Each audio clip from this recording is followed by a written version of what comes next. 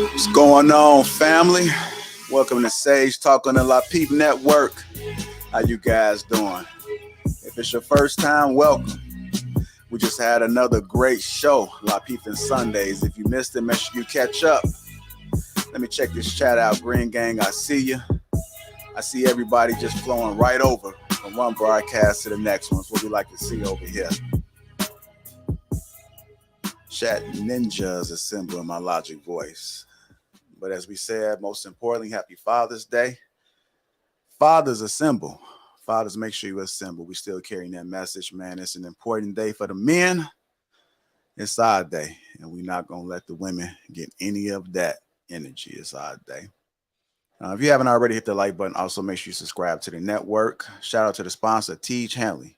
That link is in the description. Make sure you guys click it. Feel the Tej. Skincare is very important, man. And we finally got our line, which is Tej, man. It's tailored strictly for men. Strictly for men. But if you got that aggressive skin, as I always say, then hey, feel the Tej too, ladies. But let's get our skincare in order. It's very important. What if our image? Hygiene is at the top of the list. But you can't be out here networking through life without making sure that we are properly have a proper presentation. So skincare is very important. We are live in Atlanta, August the 5th and August the 6th. The Lapeef Experience takes over Atlanta. That link might be pinned to the top of the chat. If not, I'll pin it. As you know, this is Sage Talk with Lee on the Lapeef Network. I will be dropping that link shortly. When you guys come in, make sure you are on cam. You will not be brought up if you are not on cam. That's the rules across the entire network. Must be on cam. If you want to reserve your seat and listen from behind the scenes, you can do so. So once that link drops, make sure you get in. Typically, lead caller starts off a little bit slow, but then people want to get in. So if you want to get your place early, get in where you fit in. You know how it is. But with all due respect, let me go ahead and bring Lee himself up. How you doing, Lee? Hey, good afternoon, Jara. How are you? Wonderful, man. As I always say, I'm just proud I woke up this morning to be experience all these great shows on the Lapeef Network. That's right.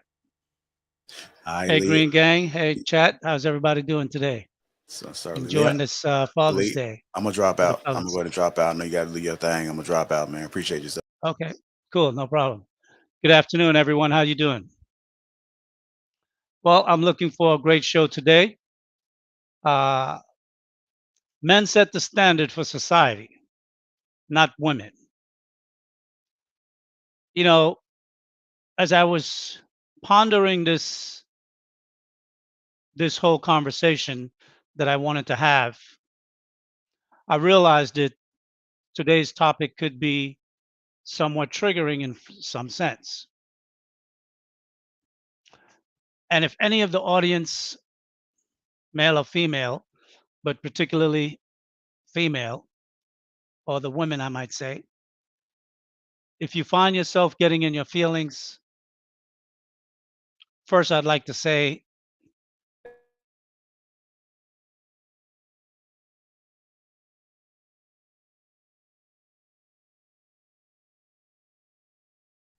Hey, Lee, you muted. Hey, Lee, you muted. There you go. Yeah. Okay, I apologize, everyone. Good afternoon. I was muted. Happy Father's Day to all the brothers out there. As I was saying, today's topic, men set the standards for society, not the women. And as I was pondering this conversation for today, this talk that I was going to have, I realized that this conversation could be triggering to many people in this audience, and particularly possibly the women could find themselves getting in their feelings. First, I'd like to say it is not my intent, it is not my intent to overtly offend anyone. However, some conversations cannot be had on a serious level without some people taking things personal. That's natural. If for whatever reason, however, you might take something that I say as though it pertained to you, then it probably does. And you may have to examine yourself as to why you feel the way you do. Before I begin, I would like to lay out my reasons for why only men can set the standards to a society. And I will examine some reasons why it's impossible for women to set or raise the standards in a society without the leadership of men establishing those standards. Overall, from time to time, as I'm listening to different guys and females as well, their conversation in this space, I hear a lot of talk about women, if women were to come together, if women were to come together to restrict sexual access, that this would raise the standard and lower the degradation in our society. I think it's a good idea, but in practicality, I think it's a false hypothesis. Why do I say that?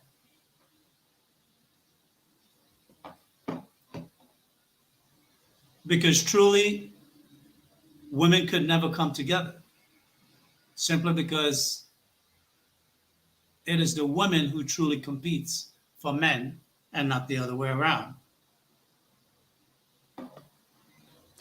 Women are always looking for the best mate. That's the reality of life. For their children, for their own personal survival, and in modern times, for the high status lifestyle that so many women seek and want. Which means no matter what the standards women or a woman may set, there will always be other women. Are you guys hearing me? Yeah, I was trying to tell you in the back, it sounds like your computer mic is connected and not the headset mic because it's Okay, hold on getting one all the second. background noise. Okay. Bear with me, guys. Give me 1 second.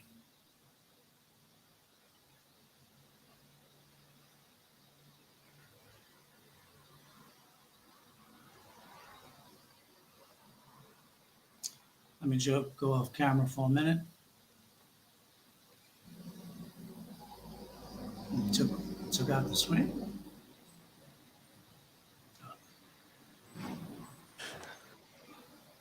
All right, while Leah's getting that together, make sure you guys hit that like button. Also, make sure you subscribe to the channel. We're just trying to correct the mic issue.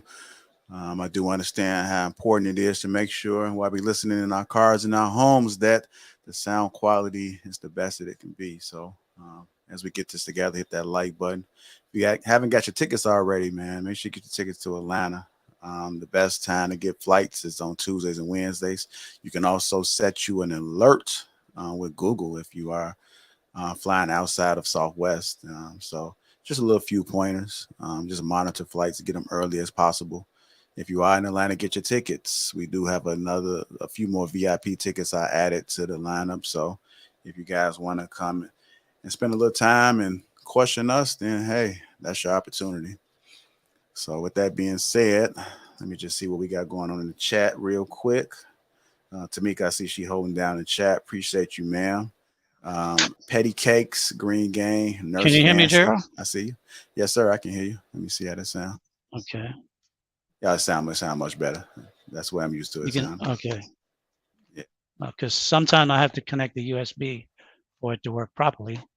All right, there you go. Okay. You can hear me now? Yes, sir. I'm gonna drop out. All right, you Okay. guys hit that So like button. Our should I apologies. should I Go. start over again or pick it up from where I Um, left off? you can you can start over. You can start over just so you can make sure Refresh. that you kind of refresh for yourself too. Sometimes I know with interruption. That's why I was trying not to interrupt you, but I know how it is. When you live, it's just hey, shit happens, people. So we Yeah. appreciate your patience, man. That's one thing. Well, we're gonna get it right. We got it right now. So hit that like button, hit that like.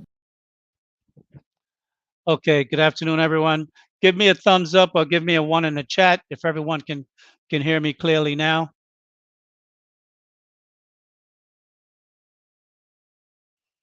Okay. Thanks, Nurse Fancy. Appreciate it. Okay. So for anyone that just came in and you didn't hear me from the beginning, I'll start my intro over so everyone can clearly understand what this conversation is about today. Obviously, the topic, men set the standards. Men set the standards for society, not women. And as I stated earlier, I know this topic conversation today could be a bit triggering for people in general, both women and men. However, women may tend to find it a little bit more sensitive simply because women deal with process information through their feelings. So, first, I'd like to say it's not my intention to overtly offend anyone. However, some conversations cannot be had on a serious level without people taking things personal. If for whatever reason you take something I said as though it pertained to you directly, then it probably does. And you may have to examine why you feel the way you do.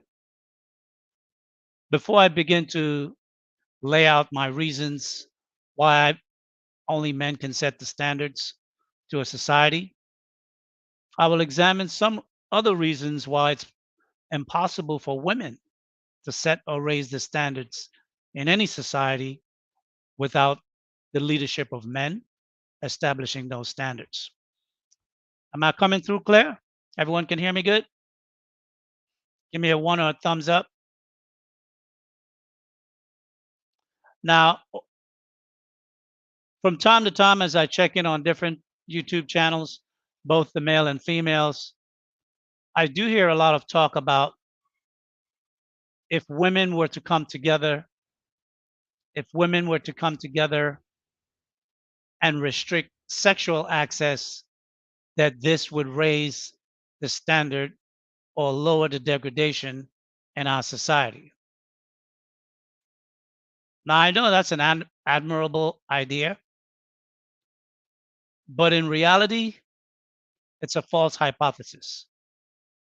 And why?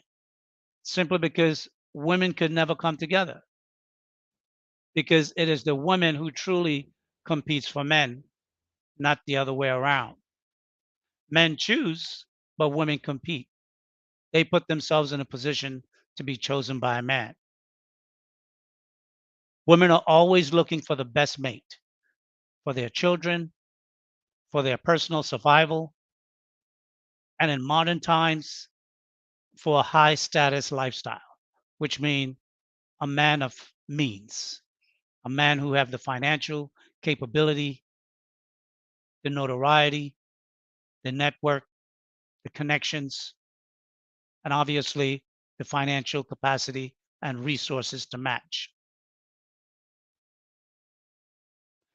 And for whatever reason, no matter what the standards a woman may set or women in general may set,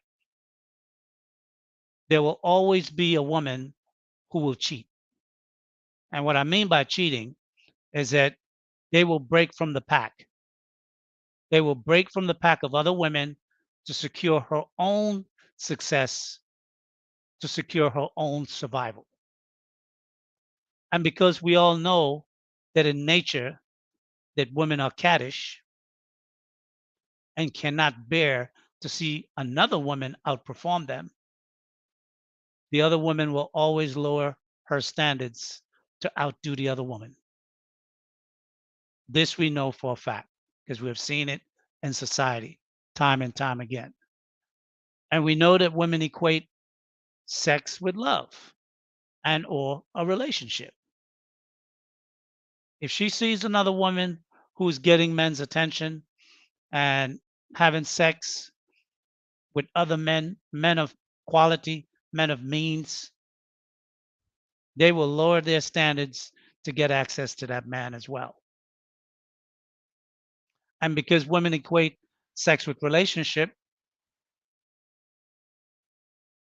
if women see the lower standard of women getting all the men, they will change their standards and lower it too so they can fit in. How do we know that to be true? For example, IG, Instagram, a term that we've all come to know in social media, Instagram models. Women equate IG model or the model type look to be what men want. So they all try to capture the same look. If they say they are doing it for themselves, which is what they tell us, we know it's not really true because the purpose of that look, the enhanced lips, the enhanced eyes, the long hair, the curvaceous body, the large buttocks, the boobs, it's all designed to capture the visibility of the male, of men. And the higher the quality of men that is attracted to it, the better her potential.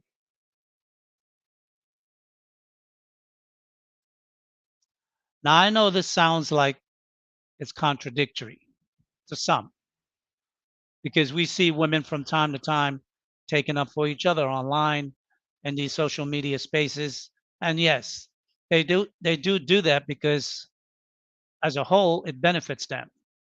But on a one-on-one basis, women are jealous, women are catty, and they will not think twice to betray the other. And and a man that's in a relationship with one woman, he knows that because he hears their conversation, or they will come right out and tell you when you're in social environments when they spot another woman who is on a prowl.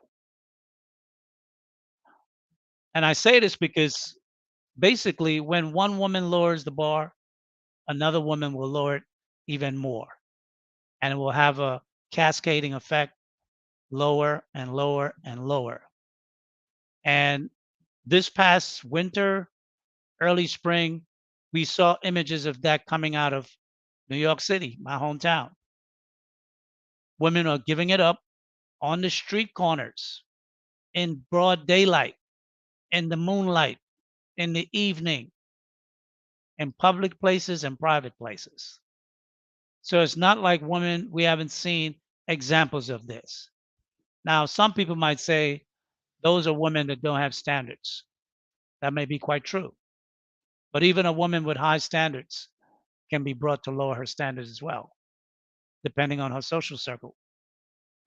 Another great example that woman cannot and will not take care of a will not take care of a man. Now we know some women will hold down a man for some time. Now that could be short term, couple of months, or maybe even long term, couple of years. But overall, a woman will not take care of a man from the time she meet him until they separate, divorce, or one of them part, meaning die if they got married. For a woman as a whole in society to set the standard or raise the standard, they must be willing to do one thing, which is the one thing that most women cannot do. Put a one in the chat if anybody think they know what that is. Or actually drop the word. What is it that a woman have to be willing to do to be able to set the standard in society? Let me look in this chat and see what's going on. Can anybody tell me what is it that a woman will have to do to be able to set the standard in society? Submit? No. If she's setting the standard, have to realize she's in a position of rulership or power. Cook? No. Marry young? No. Lead? Well, it falls in with lead, but lead is not the word. Listen, nature, accountability? No, not accountability. None of the above. Okay, black thought. You hit it. Black thought. You hit it. A woman must be able to give freely of themselves without wanting nothing in return. And what I mean by that is that she must be able to give of herself, meaning to sacrifice. She must be able to self sacrifice, doing something without expecting anything back. If women want to be able to raise the standards, they must be selfless. And a woman is not built that way. We know women are built just the opposite. Women are selfish, they're not selfless. There's another word that proves that women are selfish and not selfless. Who can tell me what that word is? Ruth. Well, okay, so we have to go back 3,500 years to find a woman? Ruth? Really? I think that would prove my point. And Ruth was under a patriarchal spiritual order that even where she was trained to even think that way. There's something that's in the nature of a woman that will not allow her cheeky banter, hit it right on the head. Hit it right on the head. It's in a woman's nature to be hypergamous. Hypergamous is the complete opposite of a selfless nature. It is, in its definition, selfish. Now, don't get me wrong. Women do teach the standard or what we would commonly call the culture to the children, which passes on to the next generation and so forth and so on. But they're not the ones that sets the standard. The standards are set by men because to really be able to set a standard in society, you must have to be able to give freely of yourself. Let's examine what I mean by that. Now, I said in the topic today that men sets the standard for society or can even raise it. The first thing most men will do, particularly like if you look at sports, when you look at the draft, whether it's the NFL or the NBA, what do most of those men do? They put their mother on a pedestal. Men will put women on a pedestal. This in itself is a selfless act. It's honors that men give onto a woman just because she's a woman, plain and simple. Whether she did or did not do something to earn it, men put women on pedestals. Now, I know in this space today, as we speak about red pill and coming into the knowledge of the behavior of women, that men talk against putting a woman on a pedestal, but there's a reason why men put women on a pedestal. For one, it honors the woman.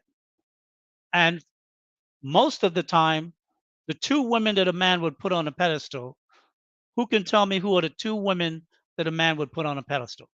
I already gave you one.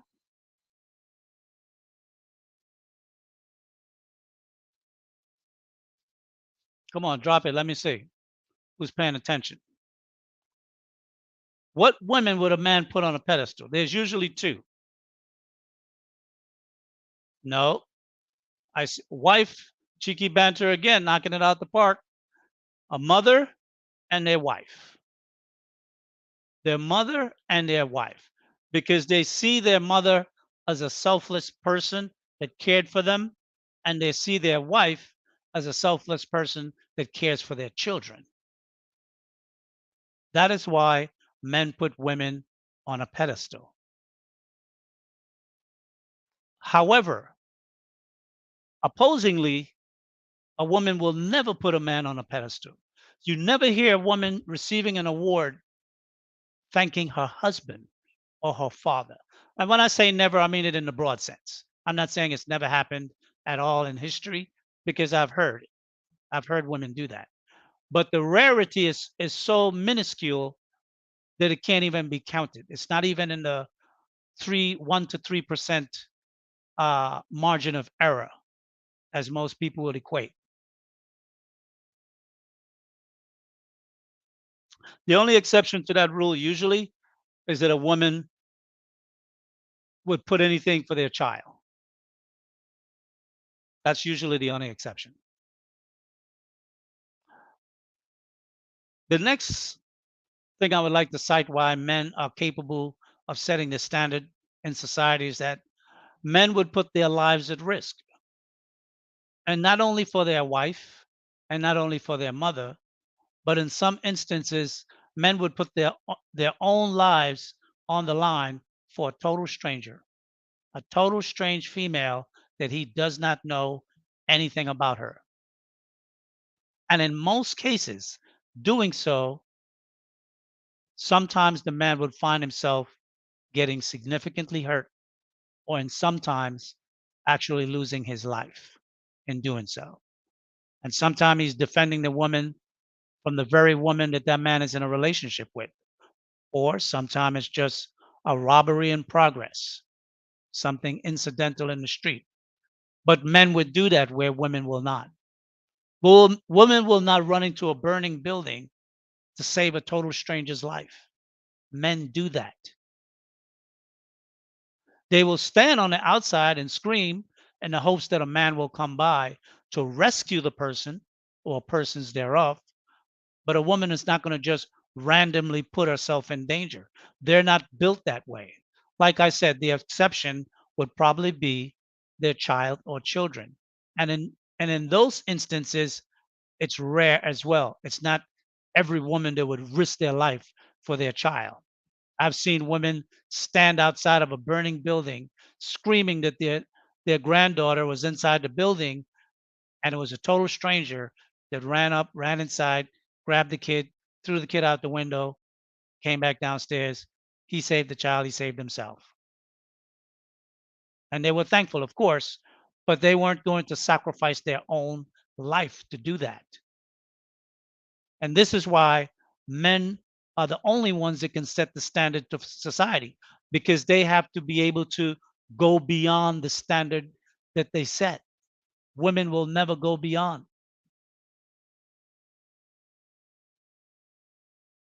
Another one, and this is something that we find more common in today's society, and something that we hear many women say all the time. Men are the ones who will pay for a woman's life.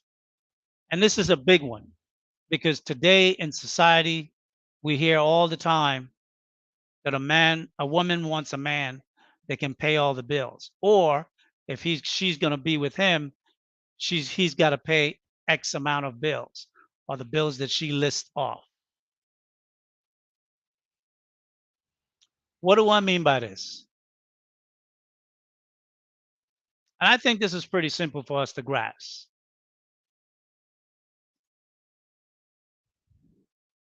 The problem that most women, I think, have when they set these standards for men to pay for everything is that when men pays for everything, men owns the woman. When I'm going to repeat this again.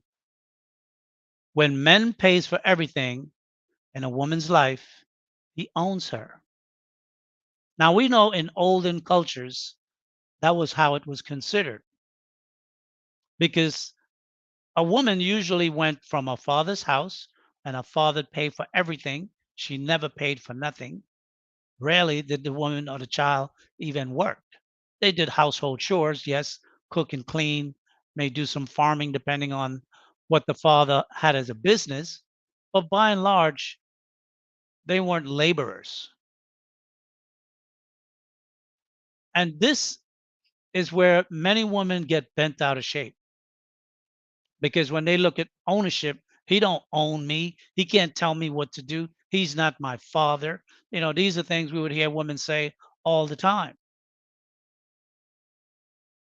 And I know in today's climate that this is not a politically correct thing to say, but I think you have to understand the concept if you're really going to understand not only why men set the standards for society, but why, if women were to set the standards, society falls, crumbles.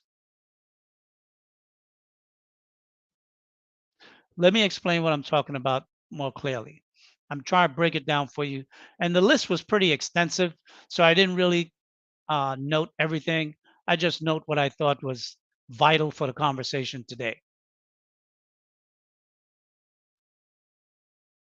What women don't understand is that when a man pays for everything in his mind, it's mine. If I pay for everything, it's mine. So let me clarify. If a man pays for the roof over your head, if he pays for the clothes on your back, the food that you eat, the vacations that you take, your insurance policy, your car, your jewelry, your entertainment, when you're sick, he pays the medical bills. In essence, he pays for your very existence, your whole life. If a man pays for your whole life, then you're accountable unto him, which means he owns you. Not like he owns a car, not like he owns a physical property, but it means that you answer to him. He sets the standards. He sets the rules. He sets the boundaries. He said what can and cannot be.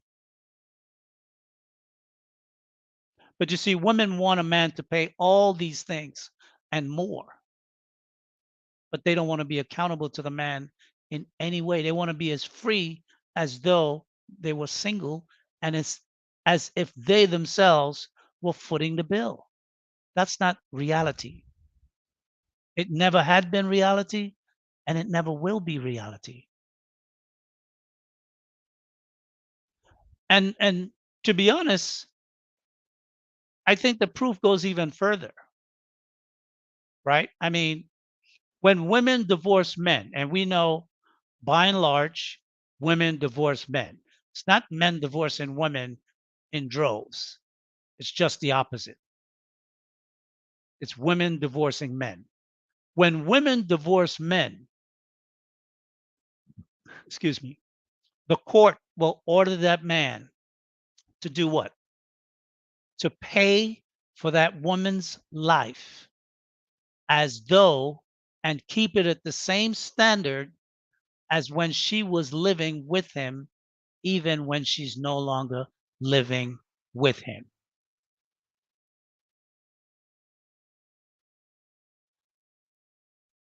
This is why men set the standards and women cannot. How could a woman set the standards if she's not going to pay all the bills forever? Not for today, not for tomorrow, not for next month, not for 6 months, forever. And was that girl named Blue Jasmine? Blue Jasmine wasn't even married to the guy. She was just dating the guy for a few months. And when they broke up, she insisted that he maintain her living standard until what? Till she could find another man that can keep her at the standard where she was accustomed. And she wasn't even married. So the reality is men set the standards. Women live in it, but men set the standards. So when men set the standards in society, the quality of life is what? is higher or lower. The quality of life is higher. Chivalry. We hear a lot of women on YouTube talking about chivalry is dead. Chivalry is dead. Where's chivalry? Where are the chivalrous men? Chivalry is a male standard. It's not a female standard because chivalry requires sacrifice. Who can give me the female uh, comparison to chivalry? Is there a female comparison to chivalry?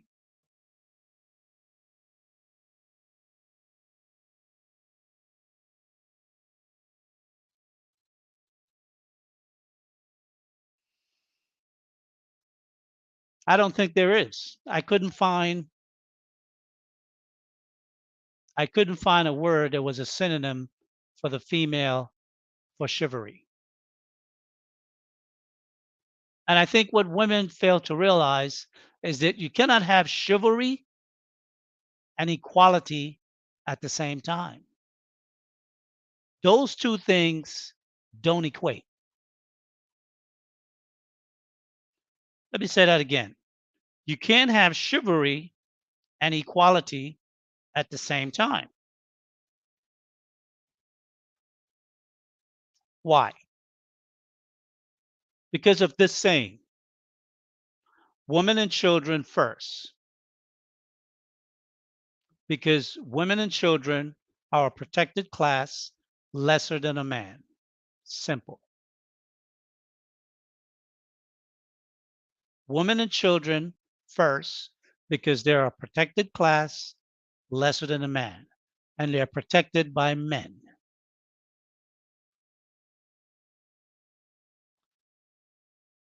And what I would say, as I get ready to get into my closing, I would say this to the women who are listening in today's conversation and the men as well, and those who may come and listen to the replay in the future. If there's nothing else that you get from today's conversation, men want women with the least damage or mileage as possible. I'm going to repeat that. If women understand one thing from this conversation today, men want women with the least damage or mileage as possible. Meaning,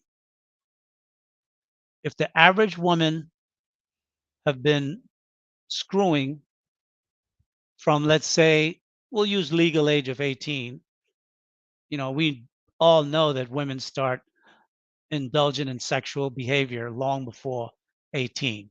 But we'll use 18 for the conversation, and particularly in the US. If the average age of a woman for getting married is about 27, 28, and she comes into her womanhood at 18, that's roughly 10 years of a woman in society messing around, getting banged out by different dudes. And we know what usually happens during that 10-year period. That means she has several broken hearts, 3, 4, 5 broken hearts, maybe more, maybe less. She's taken a lot of carousel rides, BJCs, probably has been abused, meaning it could be physical, it could be verbal, it could be a combination of both. And it's quite possible that she may have had at least 1 or 2 abortions. And I think one of the things that women don't always tell men, at least not before they're married to them over a period of time, is that the memories of those abortions haunt them. As they grow up and mature, the memories of those abortions haunt them. And basically, what this boils down to is that that period from when a woman was 18 years old to when they're 28 or 30 or whenever they actually gets married and look to settle down with a man, she has suffered a lot. She's suffered a lot emotionally, physically, and spiritually. And this is what we call, trauma, pain. For a man looking for a woman to wife, that's baggage. That's a lot of baggage. Now, I'm going to use an analogy that most people would probably understand. And this probably more so the women more than the men. But one of my ex years ago, she was a chef. And I've been cooking for a long time. So I know how to shop for food as well. But I will say this, I mean, if you're shopping for food, particularly vegetables, and I'm going to use the tomato as the vegetable, nobody chooses a bruised tomato to put into their cart. When you're feeling a tomato, if it's bruised up, what do? You put it back and you search for a tomato that's what? A tomato that's firm, that doesn't feel like it's been banged around, like it's dropped on the floor a couple of times and people put it back on the shelf. Or in the shipping, it was right on the corner of the box and it got banged up. Nobody takes the bruised up tomato.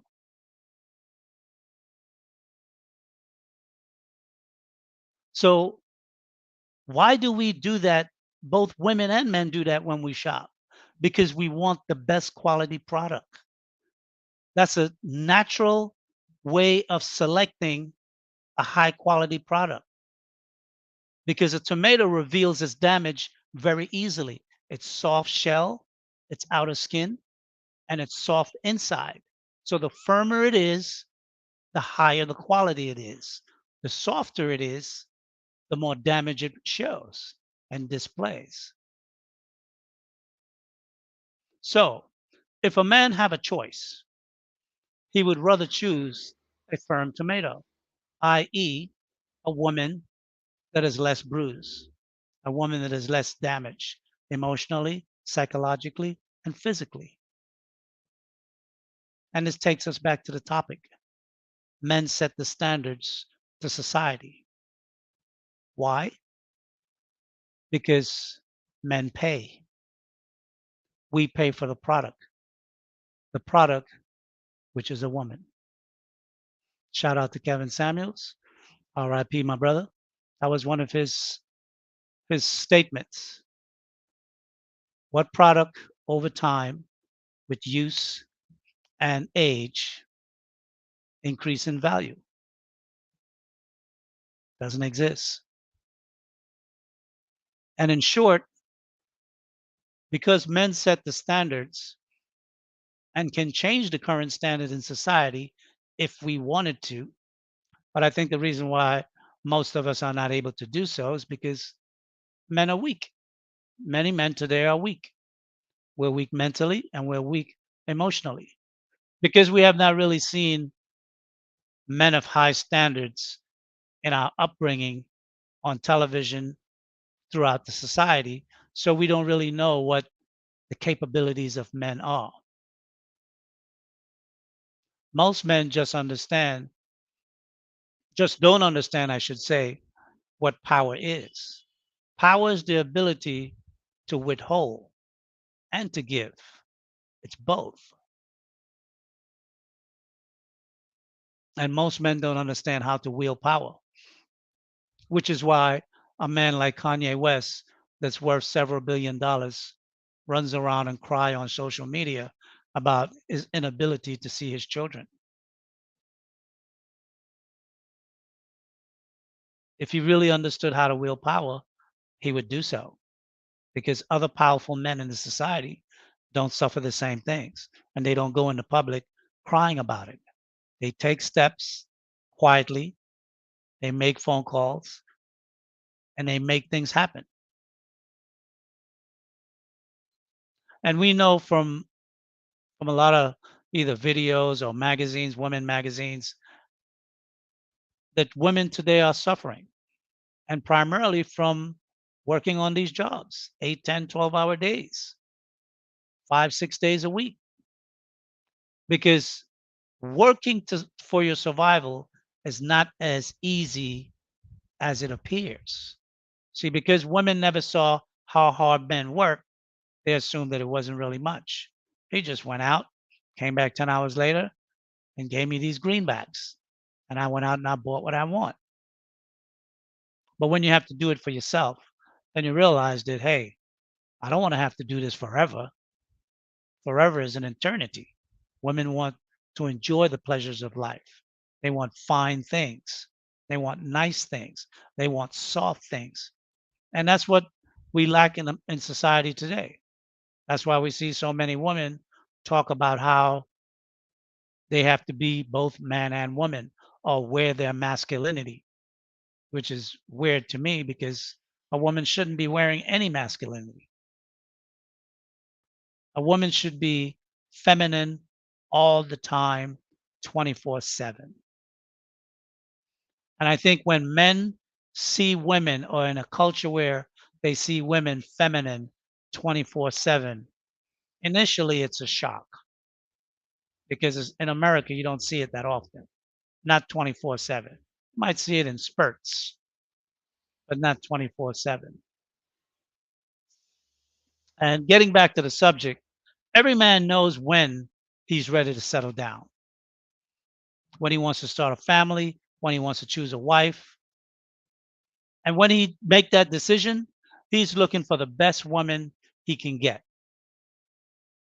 Quality in both attractiveness and physique, quality in terms of cultural upbringing, and quality in terms of her whole uh, worldly experience and how much damage she has.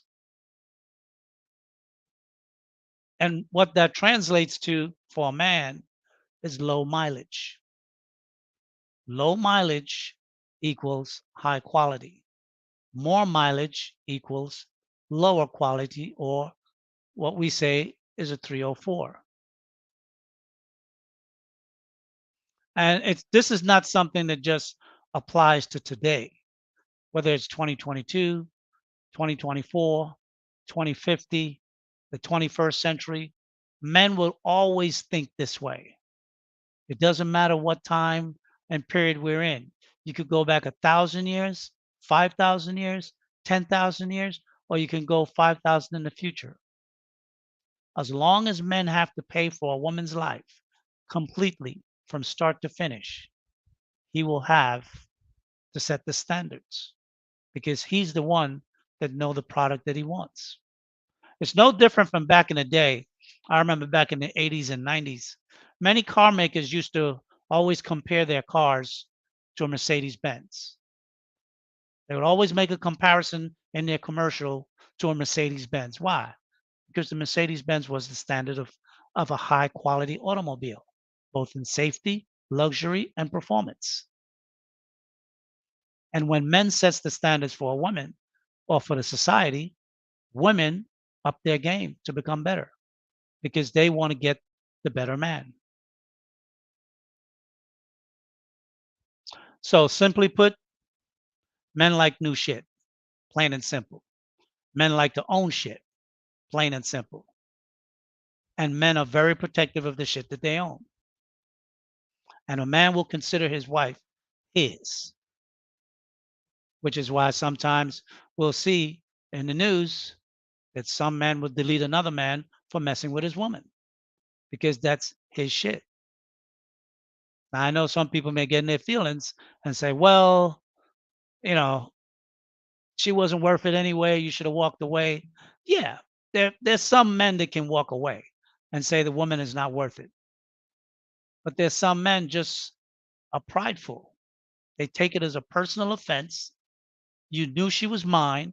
You knew she was taken, and you still decided to encroach on my space. I'm gonna make you pay a price. That's why men do that, because men protect what they own. and men are protective like that. And next to a new car, the only thing a man will lay his life down for is his woman, obviously, and his children. But his woman come first because you have to have a wife before you can have it. Well, not in today's society. I was about to say you have to have a wife before you have a child, but those are bygone days, right? So let's talk about it. Who's in the chat like to come up and have this conversation? Men set the standard in society, not women.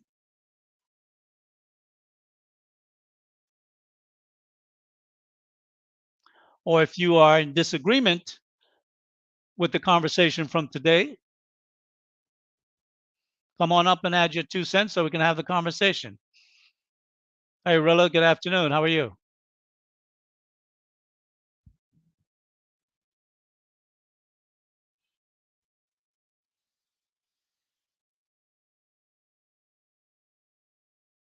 What's going on?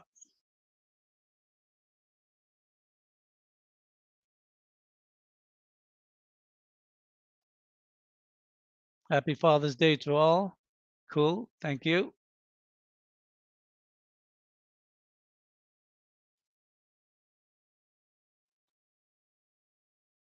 So who's coming up this afternoon? Did Jared drop the link? Let's have this conversation. Concise. Good afternoon. How are you, sir? First time I seen you on coming up on the panel. You may be muted. I can't hear you. You're still muted. I can see you muted.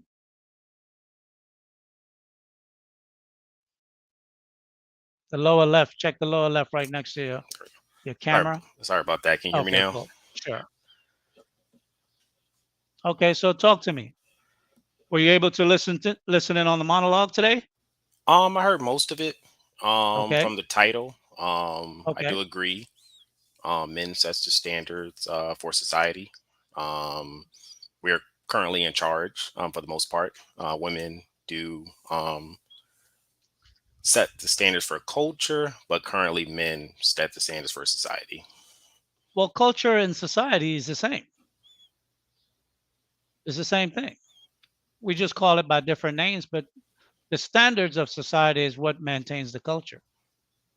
Okay. When men advocates the standards, then the culture begins to degrade or degrade. And what we've seen over the past 100 years or so is that men have, over time, has been given up more and more of the responsibility of setting the standards to the culture, and the women have been setting the standards to the culture. And what has happened to the culture for the past 60, 70 years? Now you can't even say that there are women. Women are being eliminated. And matter of fact, I saw on an earlier program today on Twitter that there's some people calling for the banning of Father's Day because it offends women, or it offends women and the pride people. So men can't even have any standard, not a day. Now we men have one day out of the year. Women have a host, and they put Pride Month in Men's Month. That's an insult. But it is men who are doing this. The politicians are men. They're women too, but they're more men than women in politics that runs this society. So let me ask you, how do you think that men could make a change if they wanted to in the society? What would men have to do, if anything at all? Or Um, can put it we? to put it concisely, I just think men have to go back to just being men. Um, just be confident. Figure out your goals, your path in life. You want to have a family. If you want to start a business or whatever that may be, just men have to, just be men. Okay. I mean, men just have to be men. Okay. That sounds good.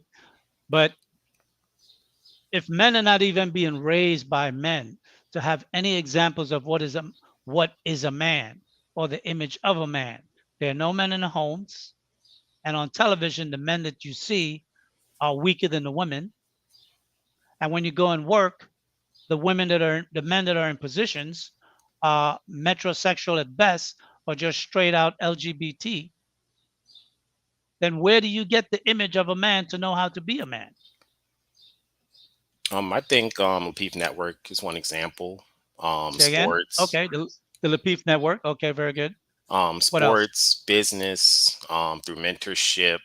If you were to take like boxing, there's many different avenues you can go to find like a male mentor, and especially on YouTube is an easy Okay. example. There's millions of people on here. Some are bad, some will lead you down the wrong path.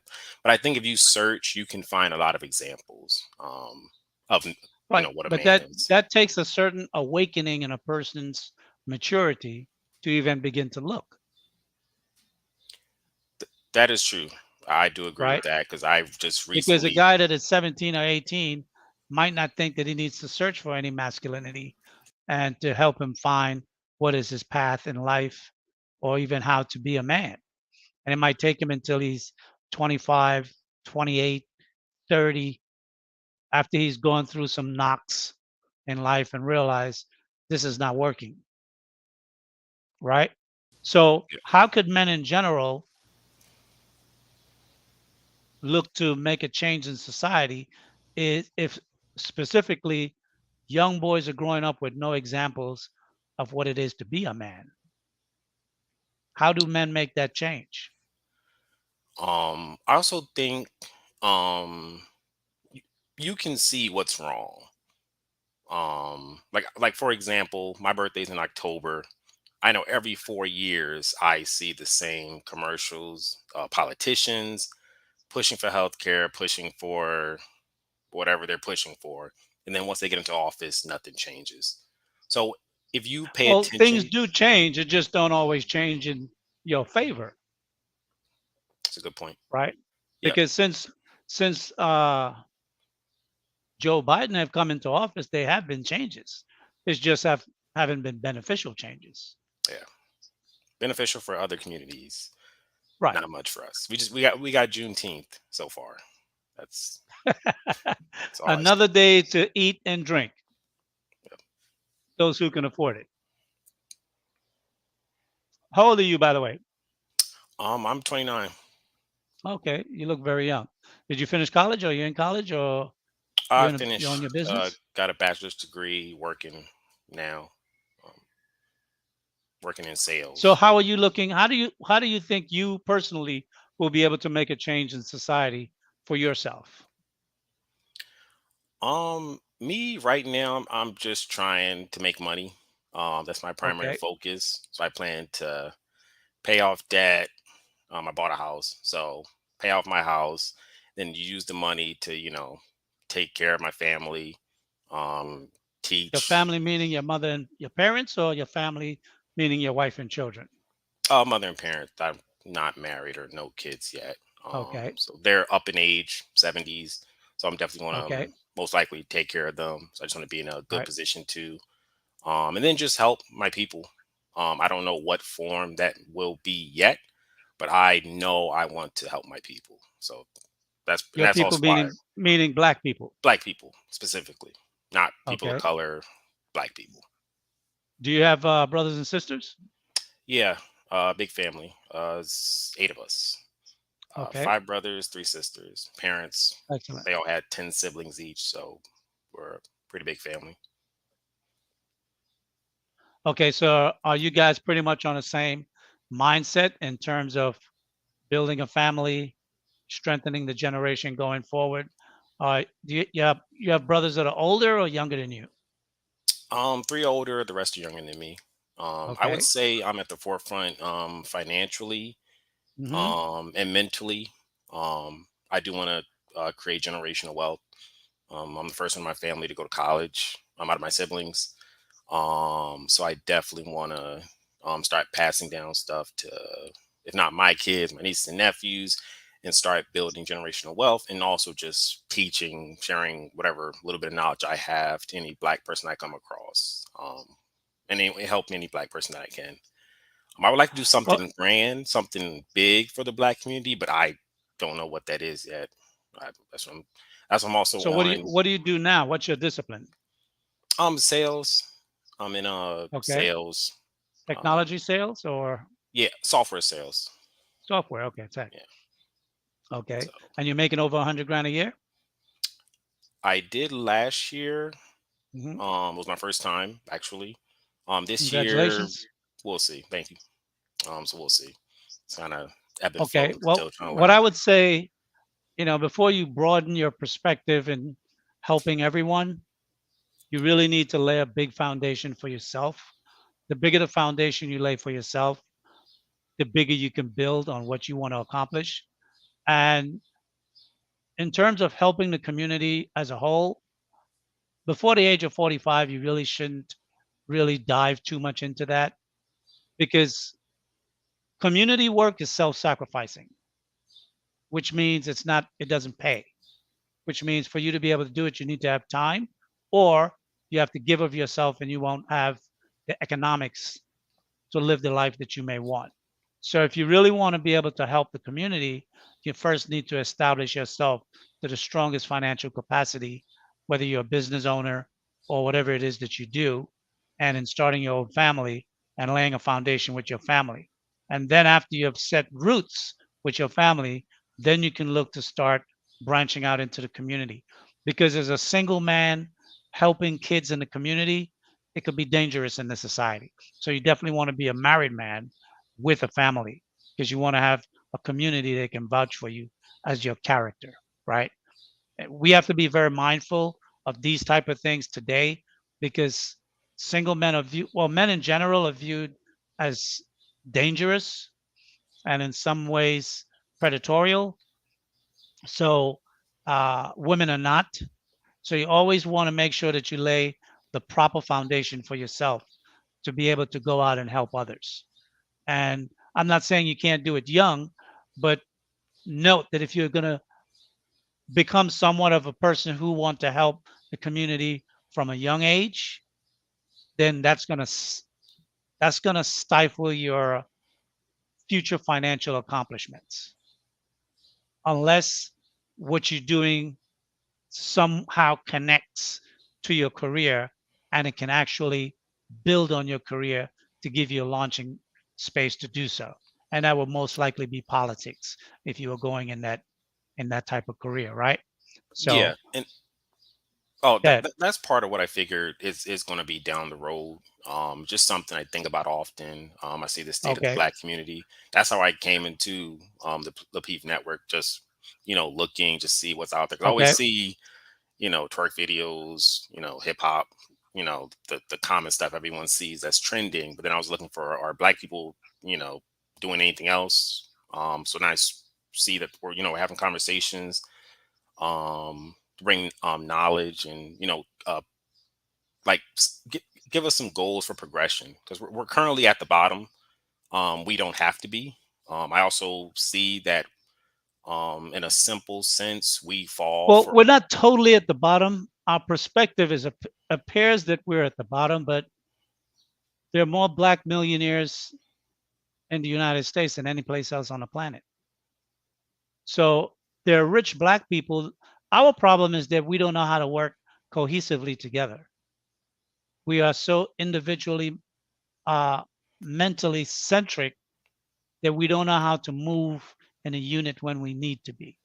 And it's not that we have to always move as a group, but we have to be able to move as a group when we need to. And we can never come together to do that. So what happens is that we have a lot of individual success, but because those individuals can't come together and those who are not successful in the community can't come together behind those individuals, we find it very difficult to be able to amass power to create the influence that we need to affect the change to benefit us. Whereas other communities, they can do that because they didn't suffer the psychological destruction that allow them to be able to move as a unit when need be and move individually when they need to. We only see individual accomplishment as the best form of accomplishment, as opposed to unified movement as well. In the 60s, we used to think that way. Today, we don't. Yeah, that's true. I do see that.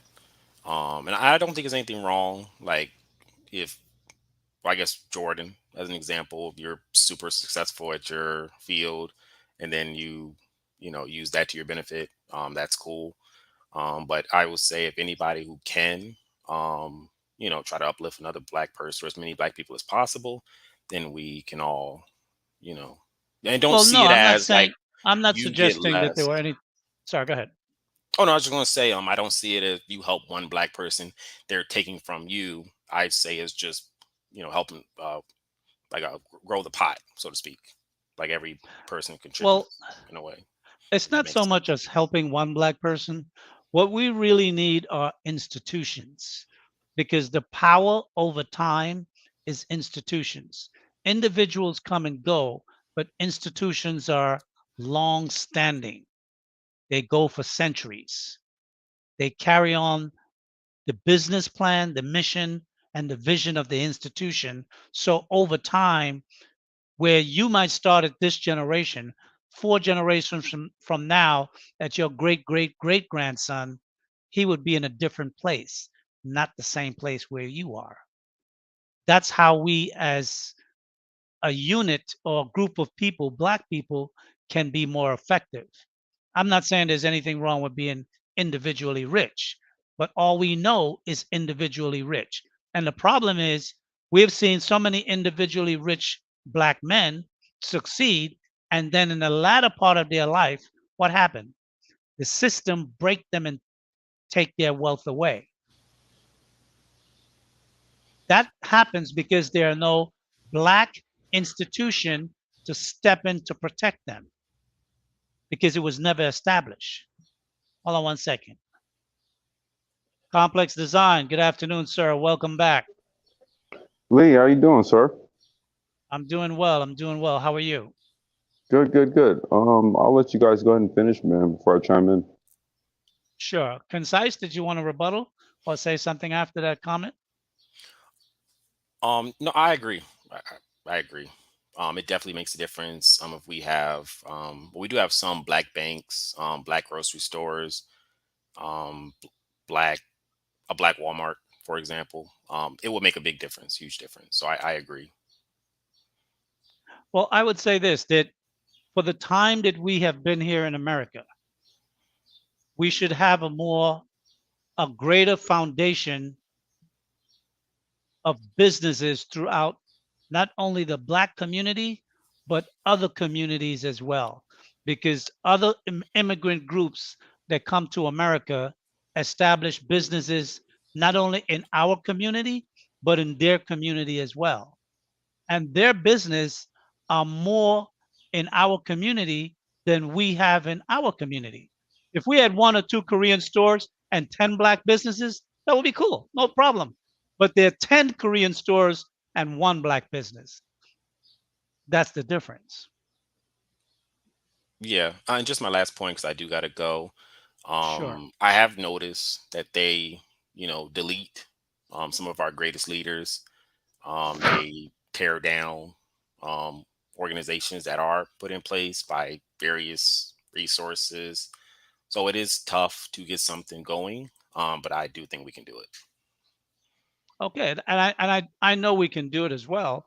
We just have to be able to think broader in scope. Yeah. Appreciate it. Thank you for Yeah. coming up. Thanks a lot, Lee. Have a good one. Keep watching. Appreciate it. Talk to you.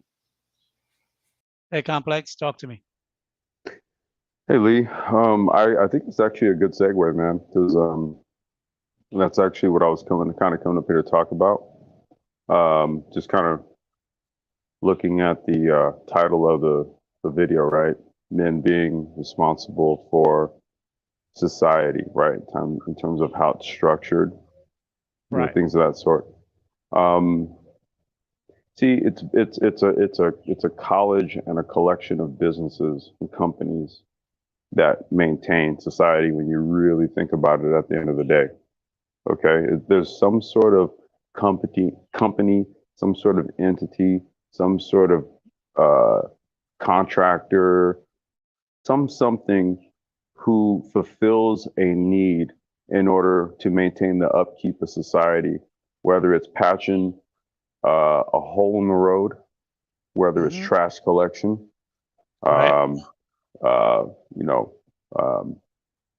electrical, water and sewer maintenance services, right? Right. Policing, right? All of these mechanisms, there are entities that have been created to facilitate this, Right. right? And as we're starting to move into like this sort of like this new sort of digitized, automated paradigm, we're going to see that more so. We're even seeing it with the defunding of the police. So what happens here if we defund the police? And that means that those resources are reallocated, right? And typically Right. what we're going to do is we're going to give contracts, for example, to private security and things of that Right. sort, right? Trash collection services, things like that. Well, those will go to tech firms, guys like me, who will just send out bots to do it, right?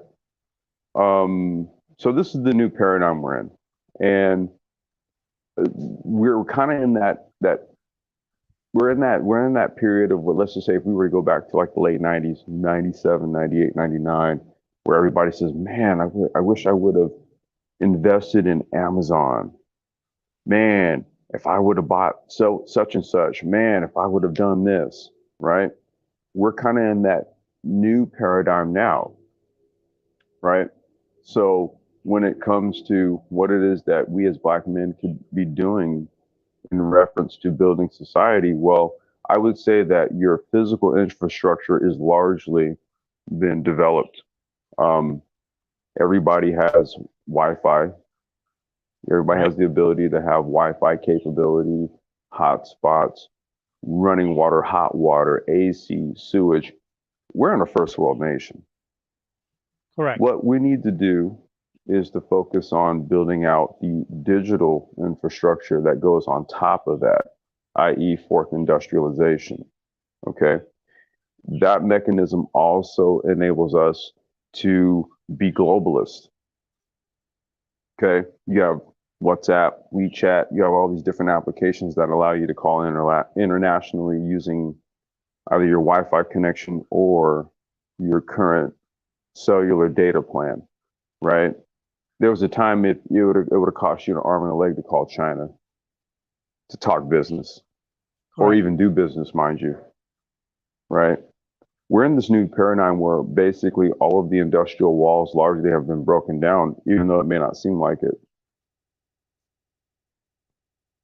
So how would you suggest, young brothers like the young man that was up concise that was up here a little while ago, what would some of the steps that you would say that they should be looking at to take in the next 5 years? Oh, well, I would say this. The easiest thing to do is to look at what's already been done. I don't, for whatever reason, Black people seem to think that we need to reinvent the wheel. Right. I don't believe Uh, that. I don't believe But it I'm either. saying I mean, give some hard we examples know the because I think effectiveness. Hmm? right. I would say no, I was saying give some hard examples because a Yeah, lot of times yeah, some of our young people don't know, from the past what we should be doing going forward. yeah. Well, let's do this. We know you and I both know what a business consortium is. Right. We know what a trade group is, Correct. right? We know what these things are. These things are collectivized business vehicles to get things done on a large scale. Okay. This goes back to what you were literally just telling the brother Concise here just a little while ago Uh-huh. about us working together. But see, there's an actual methodology to that. And see, what we never do is we never deep dive and delve into the methodologies of how collectivized business gets things done a lot quicker than individual business does. See, Black Absolutely. culture prioritizes and idolizes and prizes the rapper, The the star, athlete, in essence. Yeah, the star. but not the business group. Right. Well, we only recognize it when one successful black man rise to the level where they can buy 10 or 15% into a league, and then he becomes a billionaire, or he sits at the table with billionaires, and we say, oh, that's how you do it. But no, you don't Right. have to always do it that way. Well, think about it like this, right? There's a bunch of white billionaires and you don't know their names, Right. but And you will never know them. seemingly, yeah, you'll never know. But seemingly, the black billionaire or two or whatever, that dude is the model, right? Right. There's see what it is. It's another form of the Messiah complex. And True. it's this thing that black culture ascribes to, is this Messiah complex. Like, you need that one person with the wings on their back to come down to convince you of your divinity Right. Exactly. versus Anoint you you. developing your own wings. Absolutely. Well, I think, one of the things I would suggest and just kind of put out there is starting associations, the type of associations for the industry that you want to be in, and then put up the funding, set up the company, hire the professionals to run it. Because many times, as Black people, some of us may lack the actual practical skills to operate the business in that industry, but we don't realize that we can put others who have the professional background to do so. Well, Lee, in response to that, and there's no opposition to what you're saying, but you and I both have to also recognize that, the higher you go up, right, the smaller the number of the men that are actually conducting the business, right? True. See, so when we get to like the consortium trade group level, each one of those individuals that are part of that consortium typically is a leader in their industry, Exactly. right? And then there's Exactly. alignment with all these various industries, and then those heads get together. So it would be like me being the CTO of what I do, a CTO of this company, a CTO, a CFO, an attorney, and a Right. real estate guy, right? Right. Exactly. Right. And the thing So, is, then yeah, that institution is now running itself under the guidance and leadership of those individuals who formed it. right. And then Because many, yeah, there's the businesses that are associated along with that do either pay some sort of consortium membership fee or something like that, right. which then takes care of the cost of, say, administration. So you then have Yes, an exactly. assistant, somebody Exactly. who does the day-to-day mundane tasks to make things happen, right? Exactly. There's a system, order, and a structure to all this shit, man. The thing is that how do we find, let's say, a half a dozen brothers with the skills, the capabilities, but also have the personal development to be able to work together as Black men and not have the individual egos that seems to conflict all the time with us, because we have difference of ideas sometimes, and our ego become bigger than the plan itself or the idea. That's something that I find is problematic with us more so than Well, others. we have to get comfortable with the idea of contributing to something bigger than ourselves. That right there fundamentally keeps your ego in check. True. Right. Right. Because from the inception point, we all recognize that it's bigger than all of us individually. Right. See, so you by default have to put your ego aside because you're contributing to a greater cause. Right. So we would have to associate ourselves with a cause or a purpose that we say greater than ourselves. That's the first thing, and that's the thing that you seemingly cannot get. I would say, or whether it's Black folks, Black men, or whatever, as a people, we largely do not engage in this, right? I'm a part of a group of brothers who do this internationally. You know, we Okay. have an international consortium, and this is why I wanted to come up and talk to you about this, especially given the topic, Okay. right? I'm speaking from a position of experience, right? Because what you're saying is 100% facts. Okay. Well, let me ask you, within your consortium, do you have anyone, or do you guys have any speciality in hydroelectric power, let's say? Hydroelectric, I was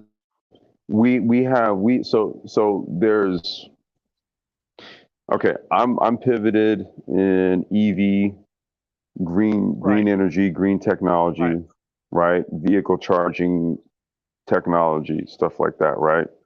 So there's alignment with that. I have other partners who are more centric in what you just mentioned, right? Okay. So those would just be conversations where if it comes up, then it's like, hey, let me get on the phone with somebody. And then all of a sudden it's like, okay, hey, Lee, are you free tomorrow at 2 o'clock? I want to bring somebody on the line. Right. That's how that happens. What we do is we use our networks to Right. enrich our internal network. Hmm. Yeah. So if I don't do it specifically, there's someone in my venue who does, because I deal in EV, I deal in electric vehicles, right? Okay. So when you ask that question, it's like, okay, not me personally, but let me make a call or two. Okay. Well, you know Yeah. what? Either drop your number or drop an email in the back chat, Hold on, and I'll throw it in the back right now. Hold on. okay, and I'll reach out to you later. I Okay. got a major project that maybe we can talk about. Yeah. Oh, absolutely, man. Hold on. Okay. Let me bring up Actually, Bruiser. I just spoke with are you familiar with Valero? The gas The station. the One gas second, station. Bruiser. Yeah, Valero. You Yeah. familiar with them? What are they? I think they're Venezuelan or Argentinian, or I'm trying to remember what they are. What's the There's name? a local Valero, Valero. Okay, yeah. Okay, I'm not Okay. familiar with them. Not in the U.S. There's a local one that's interested literally in putting a charging station up. Right. They're the area where they've kind of sourced out. The power line is like literally right there. Pipe is right there. And so a partner of mine actually sent me some charging hubs, like some specs for charging hubs for a factory he just secured overseas. And these Okay. are supercharging capability hubs, right? And Uh-huh. then there's all of the associated tech that goes along with it. But like I said, I'm in micromobility, electric bikes, scooters, micro vehicles, stuff like that. And I do all the IoT software and technology to connect it so that you can trigger through app and all that. And then there's the power source that drives it all, right? Uh-huh. Charging hubs, solar collective systems, hell, even hydroelectric, all of it.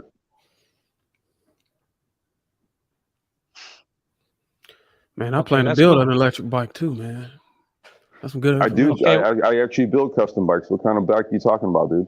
I'll literally go into Some, the garage and show you. something with 14 kilowatt power. I'm trying to go 60, 70 miles per hour on an electric bicycle. Oh, you Yeah. trying to do that big boy stuff? Okay. Yeah. I got a mid drive bike. It's 48 volt system. I like the But rear hub. I want that rear hub. it's built to do deliveries. So we built a prototype bike so that it's in compliance with Amazon, because Amazon's starting to hand out contracts for e-bike delivery partners. So you just have to have a bike that does have a certain amount of Newton meter torque specs. Yeah. That way you can attach the Amazon e-bike trailer to it. So they're giving out contracts now for the last mile hubs for people with e-bikes to go ahead and handle deliveries for them. So you're thinking along the right lines. Mm-hmm. That's perfect. Happy Okay. Father's Day, everybody. Happy Father's Day. It's my first Bruiser, Father's Day. good afternoon. What's up? Talk to me. What's going on, man? All right. All right. Happy We had a Father's good Day. conversation last week, so I'm looking forward to what you have to drop today. Man, all I can do is just try to add to it and be a part of it, and also try to learn. Uh, I heard you talking with the other guy Uh-huh. that just left, and I think he was just talking about you. I think you asked him what can he give to the men today or whatever in society. I think along the No, lines I of was trying to. really asking him, because he said he wanted to give to the black community and do something to uplift the black community. He's very young. He's just starting out in business. Uh, and I told him he needs to really lay a foundation for himself first.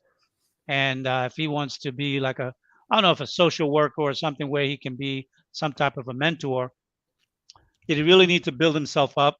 Did he need to, at some point, get a wife and children and surround himself where he can build a good reputation and a name for himself?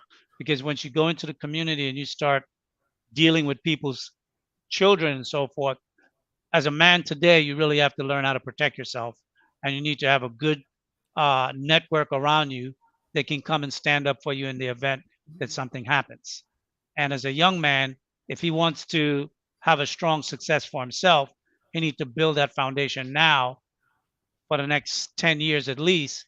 So by the time he's in his late 30s, he's got his finances set, his career is set, whether he's on upward mobility in corporate or if he's actually running his own business or establishing his own business. So he's financially set to then be able to do the existential stuff where he can donate his time to help others. Because usually, if you're doing that when you're young, you can't be on a good, strong financial track because business is going to demand certain things from you, and it's impossible for you to do both at the same time because of the demand being in a very similar time frame. You know, you can't be working 9 to 5 if you really want to succeed. And if you want to do community work, you have to be able to get off at 5 so you can do some type of work between 5:30, 6, 7 in the evening to help kids out or whatever. So it would seep into his long-term financial success. So I was trying to give him some guidance as to what he's going to prioritize and how best to go about that and how to put a shield around himself to protect himself. And I said that because I was a teacher for the past 8 years before I stopped teaching a couple of years ago. But as an English teacher, I had many students. I used to teach the entire high school. I set the curriculum and I taught from basically 8th grade to seniors. And the class was usually 80-20 females to males. And as a male student and coming from the United States, I knew I had to protect myself. I told the superintendent I needed 2 cameras in my class and 1 camera outside of my door. I did that to protect me. Not that, the minds of these kids are not like so much like in the US, but you never know if you fail a student what they might say and what they might do. So I always wanted to protect myself against that. And in one situation, a situation came up where a young lady came to my desk. She was in front of me, and I was grading some papers, but she leaned over the desk and had one of her legs up. So I couldn't see it, but all of the guys in the class was giggling and laughing. And so one of the female students came behind her and threw her jacket covering her backside. And when that happened, she realized what she was doing. The guys was giggling and laughing, and she wanted me to check the guys. So I said, no. I said, you're a grown young lady. You should not be putting your legs up like that over my desk. You know what you're doing. You're not that innocent. So 2 days later, I found myself in a meeting with superintendent, director, and the child's parent. And I told the parent, I said, your daughter is no longer in the 5th grade. She's not a 6th grader. She's a 9th grader. She's a big girl. I said, you have to tell your daughter how to carry herself as a young lady. I am not going to chastise the boys for laughing. They were just laughing. They didn't touch her. They didn't say anything. They didn't be disrespectful in the class. They just found it, funny as young kids do, teenagers, that she was prostrating herself in that way, and they saw what they saw. So uh, I say that because sometimes even parents, that child she was a good student. She was an A student, but she wanted her parents to come and check me because I didn't check the boy students in the class. So I Mm. think as a man, you always have to put yourself when you're working with kids to make sure you have some type of a protection around you. And that goes from your reputation, your network, as to also independent verification of your actions, i.e., cameras. Okay then. That's why I kind of enjoy the entrepreneurial life. Well, I'm back into that dimension now. So yeah, I've left teaching. Go ahead, And No, Bruce. I So didn't. talk to us. I just feel like the stuff that's being taught to kids today as a young kid, I think there's like a barrier. Like I think we got to be a certain age to learn certain things, and I feel like that's not right, because if it could affect you as a young kid, you should be able to learn what it is. Like I didn't know about Jim Crow and all that stuff until I got out of high school. Like I didn't know the effects of it. I knew it was slavery, but I didn't know going Right, into the world that I was gonna have to deal with this shit. You know what I'm saying? In some shape, right. form, or fashion. And finances, man. If you don't come from a home that has parents or people that's literate in financial decisions, are taking care of responsibilities, it's really going to be hard to learn that stuff coming out. So it's really a gray area right there as far as preparing young men, you know what I'm saying, to go out in the world with the right mindset or the right mentality. So I Well, mean, I I think I was, Bruiser, think I was gonna say I had a question for this Bruiser, right? yeah. Okay. Um, a partner of mine, I do content creation and stuff too, right? And we had done some live streams recently and some commentary on the importance of initiation when not okay. There's initiation for boys to become men and for girls to become women, right? But we're men here, so let's kind of stick to say initiation for boys to become men, right? I understand um, not all of us had the opportunity to say to have like their fathers or uncles put a rifle in their hand and take them out into the woods and say, kill that rabbit, right? We're going to eat that tonight, right? Like basically, you got to go out here and get your food. Okay. That's a boy's introduction into manhood. Having to go and get out there and get the very means for your own survival. Okay. If we didn't have that, and this is my question to you, if we didn't, let's just say that a lot of brothers, unfortunately, did not have the home environment, right? That would precipitate that. So a lot of brothers have not gone through that. They actually, and this is my question to you, would you say that maybe in other ways and in other facets of society, have we been initiated into things without not knowing it? Meaning that you went through some shit and you were actually supposed to take away from that. You were actually supposed to grow from it. You were actually supposed to mature from it. It was supposed to change you and make you a different person from that experience. But instead, what we Are you do is saying we that? Are you repeat the saying there's a goddamn thing possibility over and that? over and over. Are you saying there's a possibility that some of these things could have been brought to my attention, but I missed it. This is what I'm Come on. asking you. This is Nah, what that I'm ain't. asking you. No, go ahead. No, that's my question to you.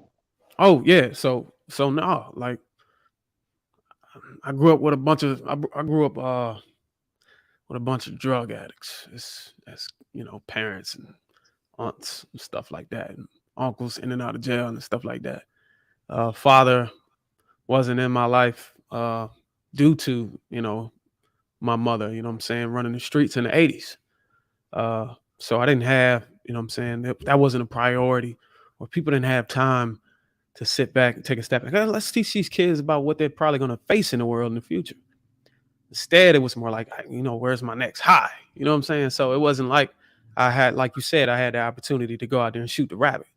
Now I was, and I did have peers around me and friends and, external people out, not my immediate family, but cousins and, people in the neighborhood. But still, as a kid, like, I think there's this notion to say that, hey, look, let's not put too much on these kids' mind. They're not going to be able to understand it, or they're not going to be able to bear all the shit that happened in slavery and all this stuff. And what happened to what's the guy from LA that got beat by all those cops? Rodney King and all Rodney these other King. stuff. Like, Yeah, I'm from they're LA, not telling man. us. Yeah, Rodney King. They're kind of telling us, but they're not telling us like, hey, look, this is how you got to carry yourself. You have a disadvantage. You know what I'm saying? You, instead of you giving it 100, you got to give it 120. You know what I'm saying? To be. Well, there was a time where Black society understood that in the broader society, and parents instilled that in their children, particularly the males, but boys and girls, that they had to be better. You had to give Thank you, Lee. Thank you. 110%, 120%, because you have to be twice as good as the average white person you're going up against for any That's how I was particular raised. position. Right. So you had to be better. And today, I think there's a false misconception that those walls have been torn down and there's equality throughout the society. It's not. The psychological aspects of those mindsets still exist in business. And the There's higher also- you go, the more hurdles you have to overcome. There's also a false misconception that when your father is not in the household, or this thing say, oh, the kids are doomed. You know what I'm saying? They don't have their father around. That's why the kids are going out there and being gangbangers or committing crime stuff. I don't think that's completely true. You know what I'm saying? Most of the kids I grew up that had their parents in the household never really done nothing. They were spoiled. You know what I'm saying? They never really was forced or pushed to try to do things on their own, because it was just handed to them all their young lives. So, And that's unfortunate. Yeah, it's sad. That's You know what I'm saying? When I look at it, Yeah. I had friends that were in sports from ages 3 all the way through high school, on baseball, basketball, football, and they went to church every Sunday. I even went to church with them, but they didn't even move maybe 5 or 6 yards away from the house. They're all in the same area. Never went to go do nothing, working at the steam mill or steel mill or whatever. You know what I'm saying? Nobody really doing nothing for real. So, bro, I know cats that grew up in LA, man, never went to the beach. It's amazing. That's crazy. But for me, as a father today, you know what I'm saying, raising a young man, I'm fortunate. I can say that I did it the right way. And what I think the right way is, you putting 12 of years in education, you get a high school diploma. And from there, you know what I'm saying, you either go to college or you go to the armed forces. That's a check for me. And then after that, you're able to build your resume, have some strong, lengthy employment, or, get some type of clearance. Granted, you keep your background together, you know what I'm saying, to have no kids. You discover a wealth building tool, figure out how to blend it in with your passion. And then, you know what I'm saying, you start your marriage and your career. You find a woman in the career that aligns, to your interests, you know what I'm saying, or your passion. I was able to do that. Bruiser, let a woman find you, man. You said let a woman find you? I said take it from me. Let her find you, man. Don't go find her. Let her find you. Do your thing. I found mine, man. Okay. Let me just tell you how I found mine. I was in college when I found her. Playing basketball outside, you know what I'm saying, on the courts outside. It was about 8:00 at night. And she was a little younger than me because, I went to school right after the military. So I was what they call a non-traditional undergrad. And I just saw her, you know what I'm saying? It's just something attractive. Whoever made leggings, man, thank God for you, man. So I saw those, man, and I was like, you know what, man, I got to have her, man. I was just talking, saying out loud. I'm like, hey, girl, can I talk to you? I'm almost finished. And we was beating the crap out of these kids. And she waited. So I knew if she waited for me to finish the game, it was a done deal. I know she went back to turn me down. Yeah. So I found it, man. And I was like, that's what I want. Oh, sorry. Black Suit Defy. Welcome to Sage Talk. We got an echo. I think you have two things open. You may want to close YouTube and just keep open StreamYard. Is everything fine now? Is there still an echo? Let me see. No, you're all good. Man. Okay, great. Wait, no, there's an echo. Okay, When I we closed talk, it. it's when we talk. You're frozen, it looks like. Okay, I'm back. Hello? Okay, Sorry about that. How's everything? Is it fine now? we're good. Great. Greetings and salutations, you guys. Thank you for having me on. A couple things. Bruiser, man, I heard you. Did I hear you say you were in the armed forces? Yes. Yeah, absolutely. Well, thank you for your service. I was in the armed forces as well, and I can attest to your experience that it's either get your 4-year degree or go to the armed forces, especially for Black men. And I say that because I've heard all my life. I grew up on the south side of Chicago, and I've heard all my life that Black men can't do this or you can't do that, especially if you don't have parents in the household who are dedicated to their children. But that's why I call myself Blacks Who Defy, because I defy that stereotype. Every time I've ever wanted to do anything, I've only had to apply myself and I've accomplished it. And every time I tell my peer or someone who's coming up behind me or people who have gone on before me this sentiment, they never agree. There's always an excuse. And I'm just here to say, to affirm that that's not the case. I'll give you an example. I played baseball and football and wrestled through high school and played some in college. And I coach my son's teams. I've coached other teams for the last 6 years. And in my neighborhood here, I live in the Dallas, Texas area. I came upon about 30 young men playing with some adults. They were playing football. And, I was like, what? Let me just see if one of them may want to try something a little different than playing football or basketball traditionally. And I approached them, asked about the ages, and before I could get the words out of my mouth wholly, I was laughed off the field. Like I was saying something so alien, so foreign, so so wild that I couldn't have been addressing them. It was insulting. My pride was hurt a little, but I rubbed that off because of where I'm from and having. What were you attempting to do? I was attempting to give them an opportunity to play on a select baseball team because I saw a lot of good talent. Black men are very talented physically when it comes to any sport, as we know. And I'm letting them know that, hey, you can do more than this. You can play a game that will afford you an opportunity to do a lot more travel and give you a better opportunity of getting whatever coveted contract in a major sport that you may be asking for, or looking for. So I gave them the statistics saying, hey, statistically speaking, less than 1% of any Black male who tries to do this, who tries to play football or basketball will make it into the league. And, they started laughing me off the court. I'm just like, look, I'm not trying to diminish your hopes. I'm just trying to expand them and round you. And then what was very more so disheartening were the adults and their response who were out there.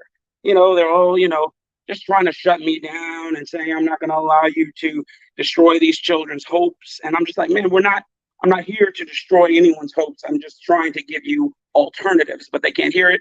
It's always confrontation. It just so happened at that time there was an NFL player.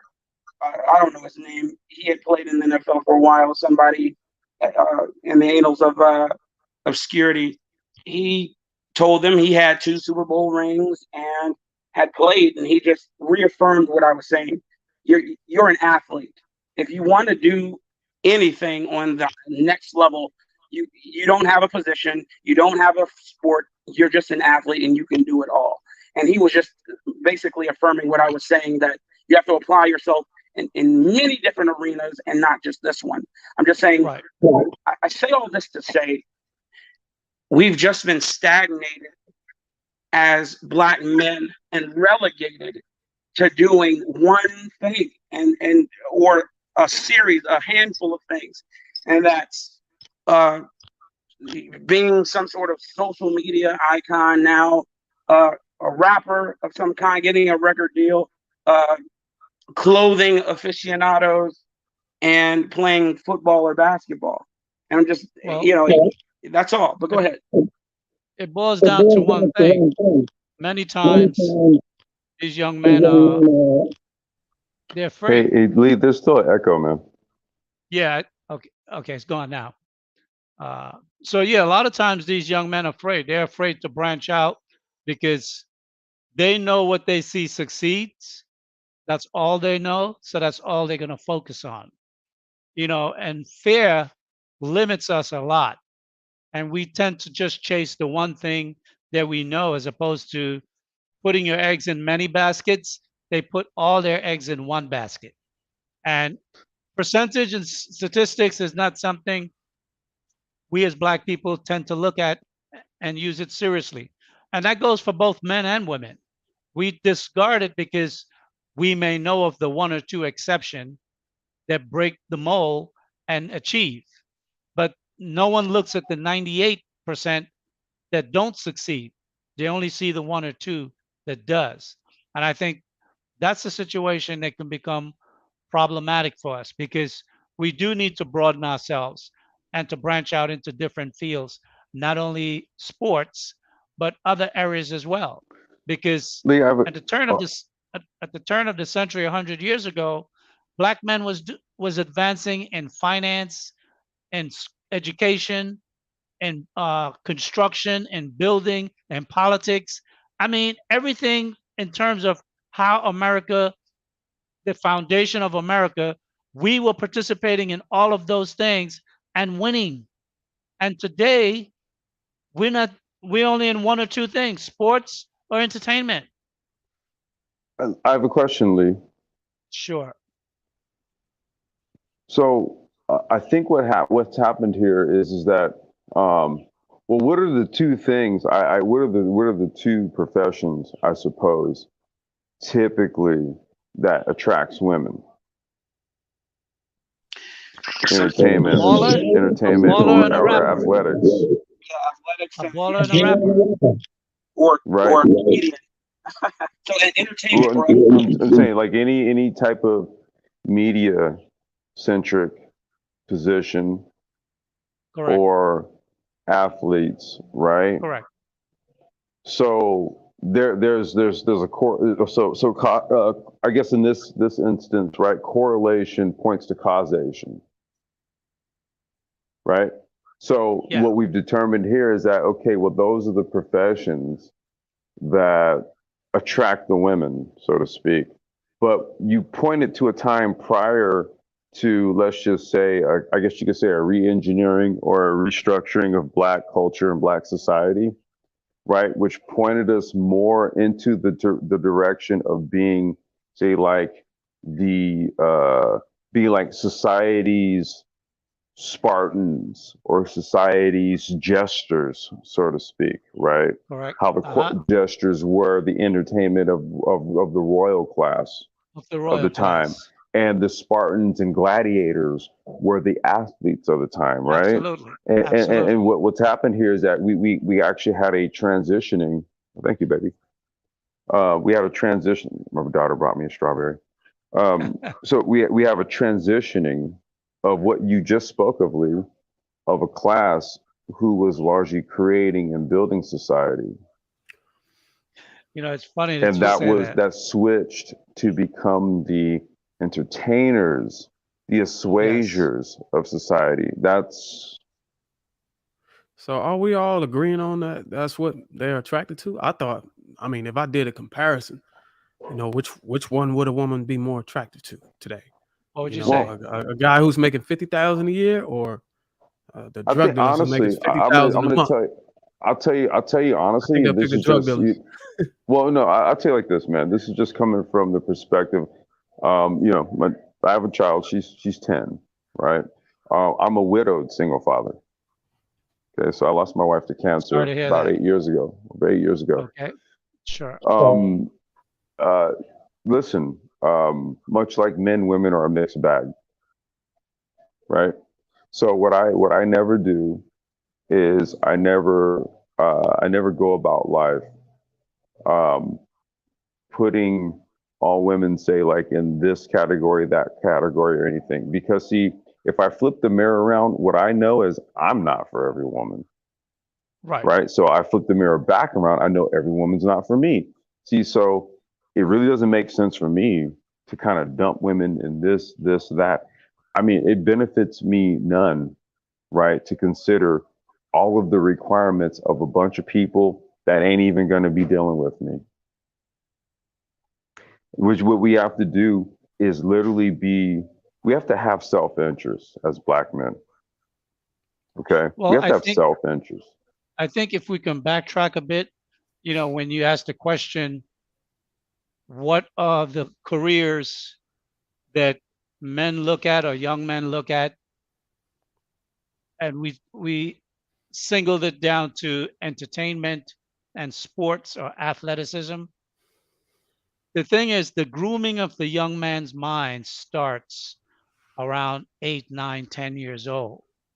I would say 5, So, Lee. yeah, I would add to, I would agree with you as well. But usually, by the time they become participations in sports or something like that, by the time they're 7, 8 years old, they're in some type of a junior league or mini league or something like that. And those are the things that are forming their outlook as to their potential success. And I think what we as black men need to be able to do is to be able to market and show different levels of success that could achieve and garner beautiful women. What you mean by different levels of success? What you mean by that? Okay, an engineer, a doctor, a lawyer, those successes that you can go after as a profession, they can also get you an attractive, beautiful wife, as opposed to having 1,000 women chasing you, but you can have attractive women liking you that you can select from, right? Because the Isn't it entertainer and the oh, I'm baller, sorry. they have hundreds of women chasing them, but most of those women are just going to get used. And I think we But need Lee, to when you say reset. when you're talking about engineers and things of that sort, right? I'm assuming here. Let's say, for example, because some of the brothers in my circle are actually part of NISB, right? National Society Uh-huh. of Black Engineers. Okay. Okay. NISB has events. They have, you know, they have these events and things like that. So at those events, right, there's going to be also shit. Sorry about that, man. I got mosquitoes around here and they're biting the shit out of me. I'm saying I'm about to get up here and move in a second, dude. Damn. So you'll have, say, like, so let's say the cohort for the black engineer is going to be the women that would actually be at the NISB or some of the mixers, or is going to be around in those vicinities. See, what I don't do is, like, for example, the professional environment that I'm in with regards to tech, I don't do that as a job and then go to the place where the thotty thought cakes are hanging out at for leisure, right? I think what happens here is that as we talk about pursuing purpose in a man's life, if we truly do engage in it, what we start to find is that we're going to start to get into different circles where we're going to be engaging with different people of different ethnicities, et cetera, et cetera, et cetera. Shit, that's the. I don't know if you guys can hear that. It's an ambulance, kind of loud. So you start to go into these different venues and these different circles, and then what you'll find is that you'll start to find people that are of like mind, like interests, and stuff like that. And there's a very real thing to this, right? I think oftentimes what we do is we separate it. Okay, I get the job, I'm making the money, then I'm gonna get the money, then I'm gonna go back to the same, shit pile, right? Right. To go and find some. No, that's not how it works. What you find is that as you start to move up, your circles change. The people you True, engage but with are going to be different. I'm It's a trying to reality. come at it from a different angle, not from an adult. I'm trying to get at it from how do we impression the young minds that these fields are as accomplished in some cases and maybe more accomplished, that they are filled with both the success in life, the pleasures in life, and the accoutrements that you can get from being successful. My, Black Who my, Defy, mute up. I was going to say, by impressing upon them and the ancient art of delayed gratification. Kids don't understand that. I understand. Kids learn by visualization. I agree with that, but I'm saying they don't understand it more so now. I don't think that children ever truly grasp delayed gratification, but I'm saying Right. understanding of it now has been more so diminished because of the advent of social media and the society of get it at your fingertips whenever you like. Well, we can't go back in time. We can't go back in time. So I'm So what saying. I'm saying is, how do go ahead. you have an echo? How do we address it going forward? And understanding that marketing, media, YouTube, television, cell phones, smartphones are the new landscape in communication. How do we now create? How can I say? How do we create paint a new picture of a genre of accomplished Black men, or men in general, but for this conversation, Black men who are succeeding in these fields and also have all the pleasures of those men who work in entertainment and work in sports as well, that you can achieve all these things from the image of a child, from the image of a child, not college grad going into the field and working in the field, from a 7-year-old watching TV or a 7-year-old on his cell phone hitting up an app.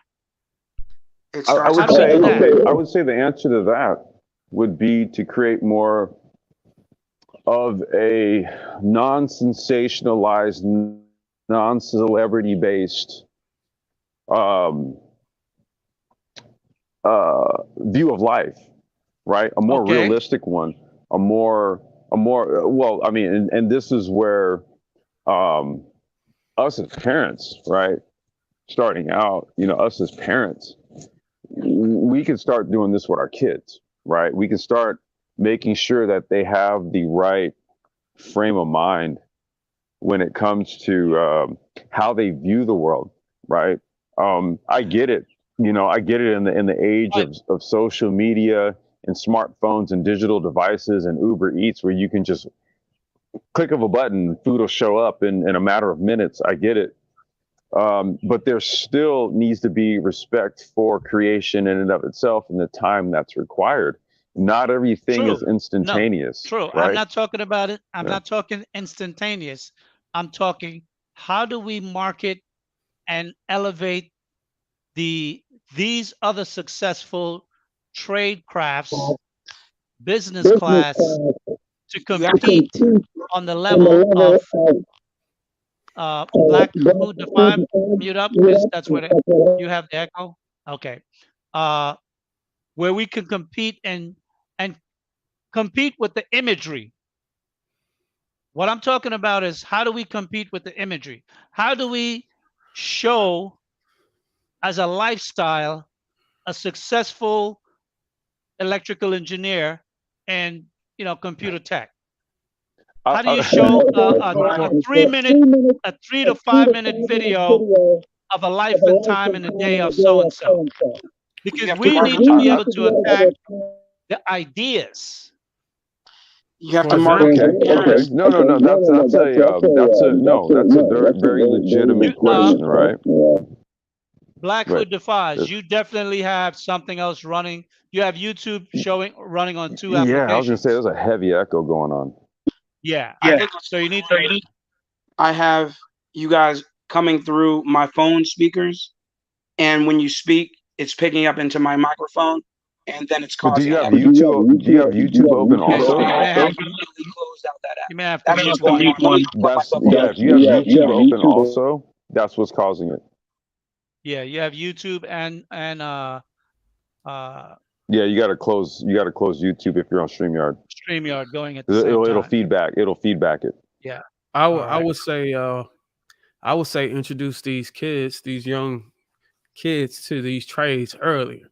Like especially if you are already participating in that specific trade. Like for me, Okay, true. I feel like entertainment and sports ain't the be all end all or whatever. You can become a videographer or a filmmaker like myself. And what I would do with my son or my little nephews or something, I would have them pick up a camera with me on the job one day. You know what I'm saying? Learn how to compose, you know what I'm saying? Learn how to edit, you know what I'm saying, on the computer. Learn these things as a young kid so they can have some type of trade, because it's crazy, man. I want to say back in 2002, I think they kind of did away with trade school. Like you used to go and learn It was long carpentry and before that. welding. Oh No, yeah, but I they was had gonna say, man, Yeah, that it's was long after before I that. got out of high school in the mid '90s, man. After '95, dude, I was like the last year where we had auto shop, wood shop, metal shop, ROTC, like all that stuff. That was Yeah, that was my era. we had it in where I was going to school at in Alabama for a stint, and then I think around 2001, 2002 they did away with it. They no longer offer trade school In because California, you man, could, they got rid of that. They got rid of it out here in California like '98. By 2000, it was gone. yeah. So I don't know why they did that, but I think it was the Well, because they were moving everything to the college level and they were pushing college as you know, we have to understand too, a lot of things that was done to how can I say, to cripple us, give us one more hurdle to overcome. Because when black men had trades, we were making good money. We didn't have to go to college. If We we're had okay. well, So usable if skills we're in in the trades, society. we're still making good money, right? Absolutely. But there's Also, not I would say as this. many of us like it I used will to also be. say that, and this is Mhm. just coming from a tech entrepreneur who does not have a degree. I don't have any Right. degrees. I don't have any certifications. I'm just self-taught. I worked for a few startups and I just learned, right? There's value in learning. You Absolutely. could even leverage knowledge without the certifications or the degrees if you can understand business. That's another way to do it. Okay. Well, it's funny you say that Your because Zucks, your yeah. I'm sorry. Go ahead. no, I was going to say it's funny you say that because I grew up in a time where back in my day, it wasn't about the college degree, it was about your experience. You went into an interview, they wanted to know your experience. And the paper didn't mean nothing. But as it got into the early 90s, late 90s into 2000, your degree meant more than an experience. And they slowly walked you, up the track, but they slow your pace. And now it's swinging back where experience is trumping degree. So I see, Soft skills are yeah, becoming a premium. They're becoming a premium. exactly. Yes. Yes. Hence the need for more so data you analytics. so it sounds like it's intentionally being modified every time we get a hold or we get a foot. It sounds Absolutely. like it's something to. Are you saying it's something to cut us off or like to hinder us?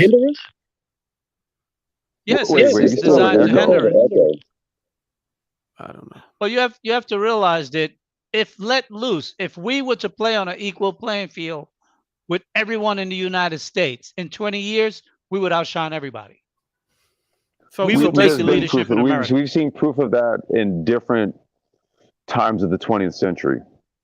Absolutely. So basically, if we come together as a black community and figure out how to get an upper hand or try to, you know, pull ourselves up by the bootstrap or whatever you call it, are you saying that society or whoever's running society is going to find a way to smack us back down? I'm saying if No, we were no. to do it What'll now, happen they is couldn't stop society. us. They'll find a way. They'll find a way to convince you to do it yourself. Right, which is what they have done back in the 80s. The drug game was all about destroying all of those who had leadership ideas and applications and ability. The drug game killed a lot of the senior guys that had the ability to train their sons, where we had community outreach, where the church was a very strong, had a strong leverage in us being able to be a tight knit unit of people.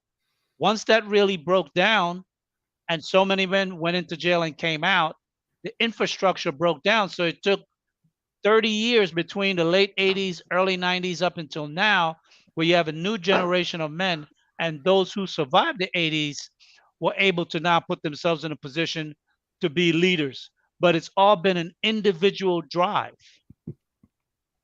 Now that we're at the point now Pretty where we much. can see that, we need to start rebuilding structures where we can move as a group, use institution to leverage power so we can compete in certain spaces. Because as a And you know, business, yeah, go ahead. I was going to say, the great thing about it is that in this fourth industrial paradigm, we can largely do that through tech, right? It's digital. It's all ones and Absolutely. zeros, right? Absolutely. We don't have to do all that other shit. We really don't at this particular point in time. That is so true. International business literally just requires a couple apps on your phone. So it's pointless to try to fix poverty or try to do away with it. We just got to get ourselves up out of it. Poverty is going to be there regardless, right? Well, Poverty is a state of mind, man. Right. Just Poverty is a switch it. mindset. Yes, it's a Poverty mindset. is a mindset. And the mindset is on the women. It's on the women to stay on the system, to not get off the system. It's like I heard a discussion not too long ago, and I said a particular solution. I said, why don't 100,000 black women on Monday go down to the court, child support court, and take their man, whether they're with them or not with them or whatever, take that man off of child support. Immediately they said, well, can he provide all of this, and the other? Well, first of all, you should be working. He shouldn't be providing you 100% of your life. You're no longer with the man. He's got to pay child support, which he's paying already because he's on it. So he's paying already.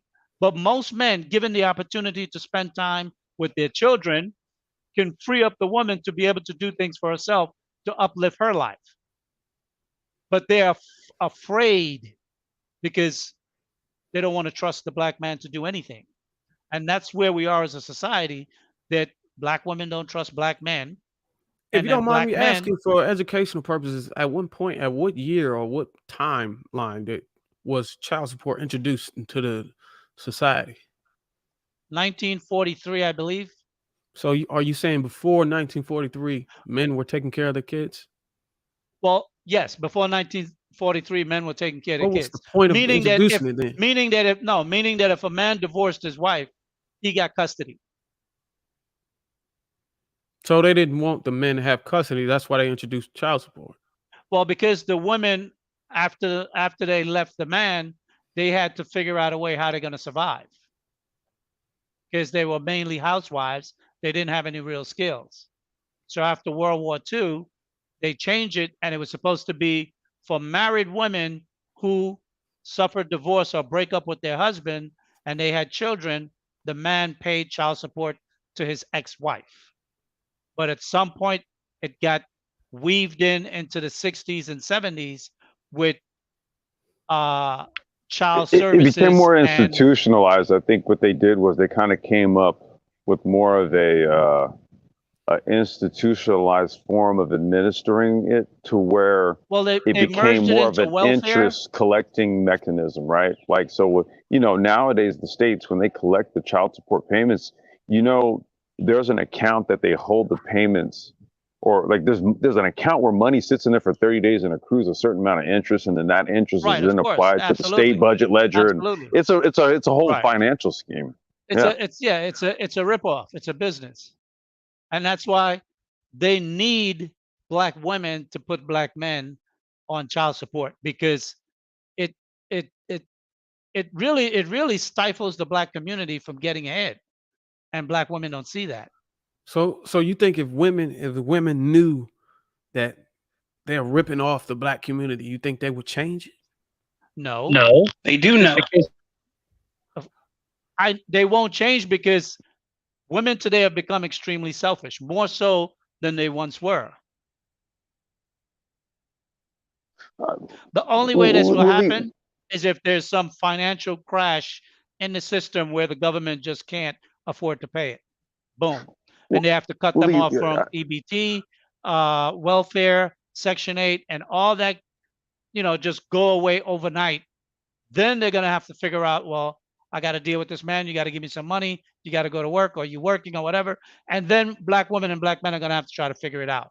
But it will take a crisis for that to get a reset.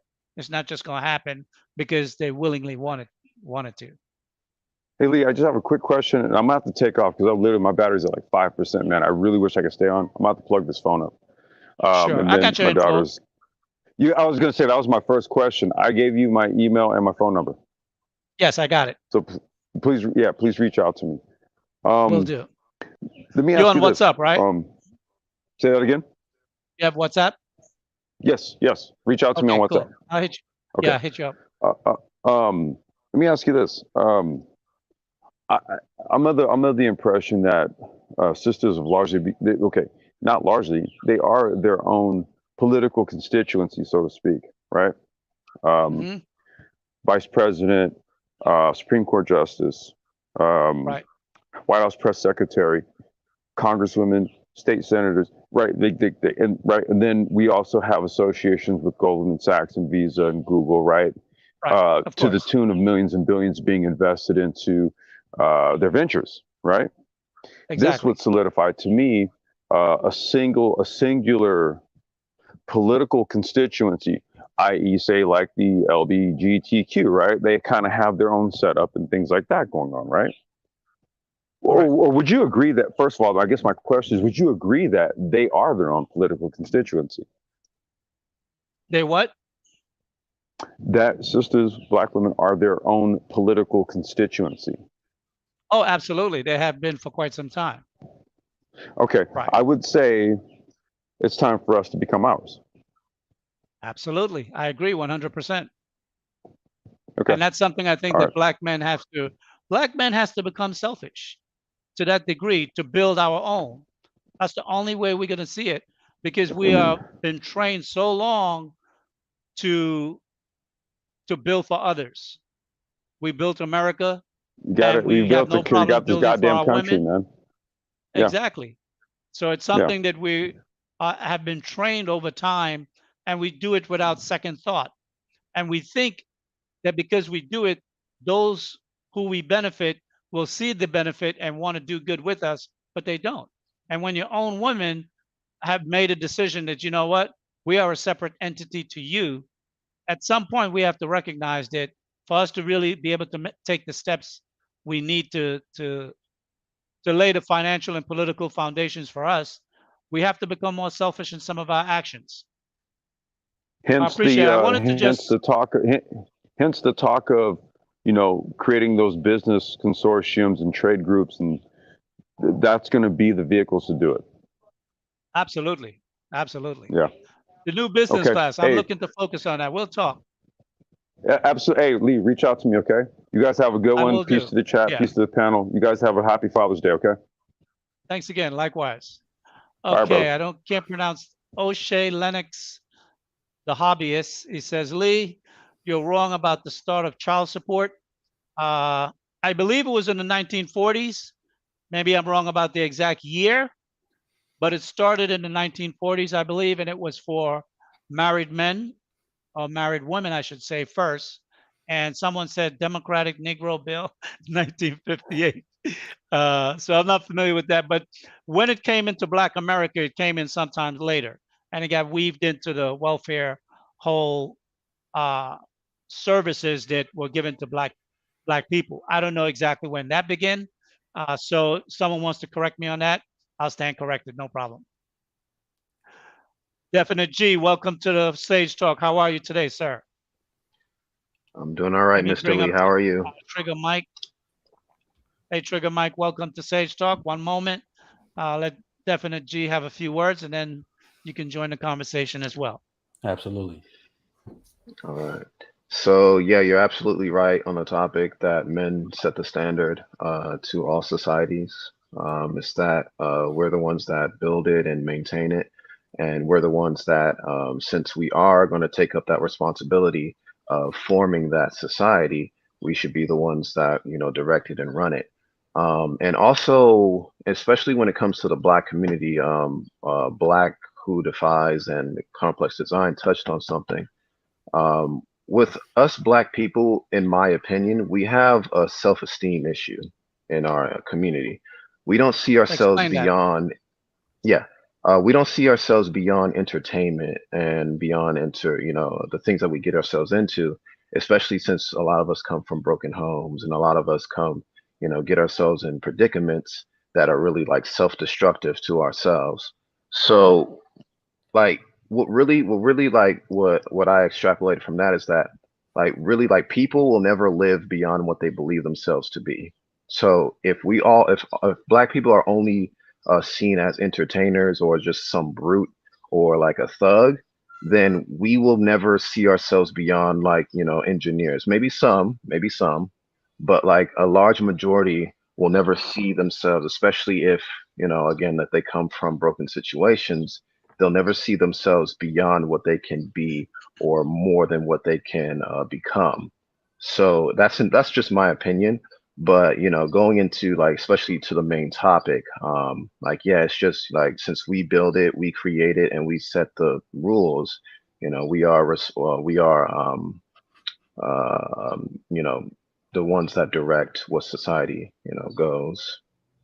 Well, I would say this. I mean, you're right in your comment assessment, but that's not uniquely only to Black people, because I know specifically from living outside the U.S. for quite some time that in the country where I am, I see the same thing happen.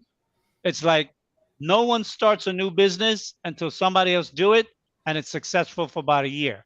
After that, boom, boom, boom, all over town, you see the same business popping up everywhere. So I think that's an aversion to risk that some people, nobody wants to be the first out there to take the risk. I Mhm. do think with Black people, we have a myopic way of looking at success, that we have a track record of athleticism and entertainment affording us extreme riches and a lifestyle that is glamorous. And I think we as a people, we just like glamour, right? We just, Mhm. whether we're poor or rich, we like glamour. Whereas most other Yeah, people who become rich, they don't flash their or glamorize their success as much as we do.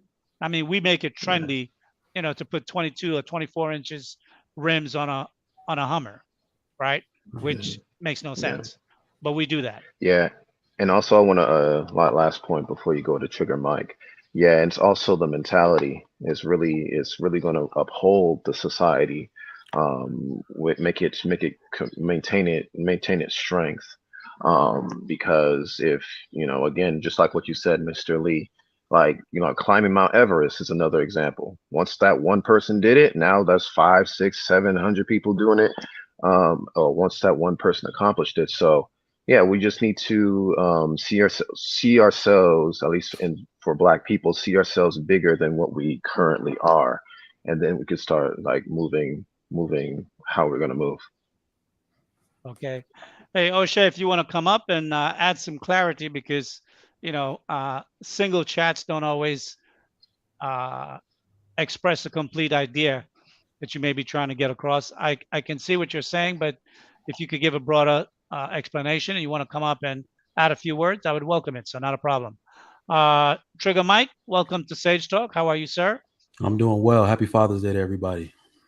Okay, likewise to you if you Happy are a Father's father. Day, bro. Yeah. So I just jumped on looking at the topic. I said men set the standards. I was like, okay, I got to get in on this. But definitely what I wanted to say is that we absolutely do set the standards. And one of the big pillars, like one of the things that I need, our women, especially in the Black community, to understand is that you have to get along, you have to trust it and get on board with that. That is how society itself was started. It's not even debatable, right? So if you look at it from a scientific perspective, I feel like somebody like myself, I think every millennial, we were kind of indoctrinated into a society that told us, well, give women the chance to be equal and they will be equal. Well, we gave them that chance and we're still not equal. And women themselves look to men for leadership. I always say that I think we live in a society where women are curious if they can be leaders. But one thing I've never seen a woman do is accept blame when men are present.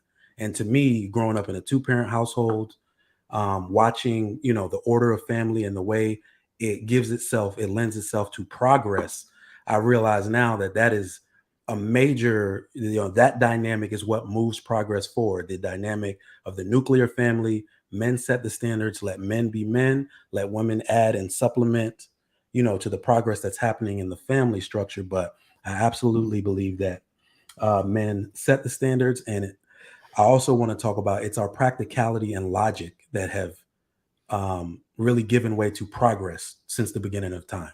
Those two factors right there are why everything moves forward. It's not that women aren't intelligent. It's not that they're not smart or in school, but when it's time to make ultimate decisions, it's practicality and logic that drive society forward.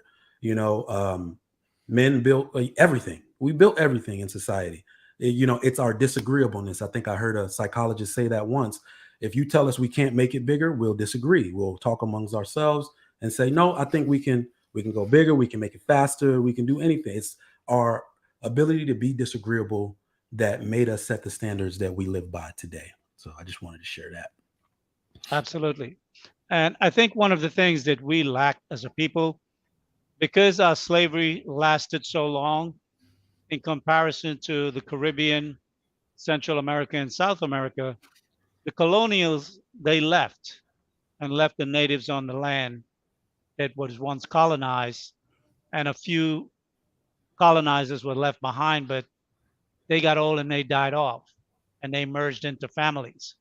Mhm. But in America, we had generations upon generations of a slave rulership class and a slave class. Over time, we don't have a real strong memory of a Black run society incomplete. I mean, completely. It's Absolutely. incomplete. They have fabrics, portions of it here and there, but we can't look back and see 100 years or more of a Black run society by Black men and Black women living together in that way. And I think since freedom, that's something that we are trying to figure out. And I think the women were propped up because it's easier for the powers that be to interact with a woman because a woman will never usurp them. Yeah. A man will. Yeah. So they have to at all costs keep us at a disadvantage. And the disadvantage is for us to always tell our woman, move out the way, move out the way, move out the way.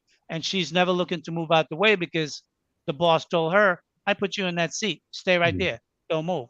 And we tell her, move out the way. And they say, no, don't move. So we're fighting the woman to get to the head.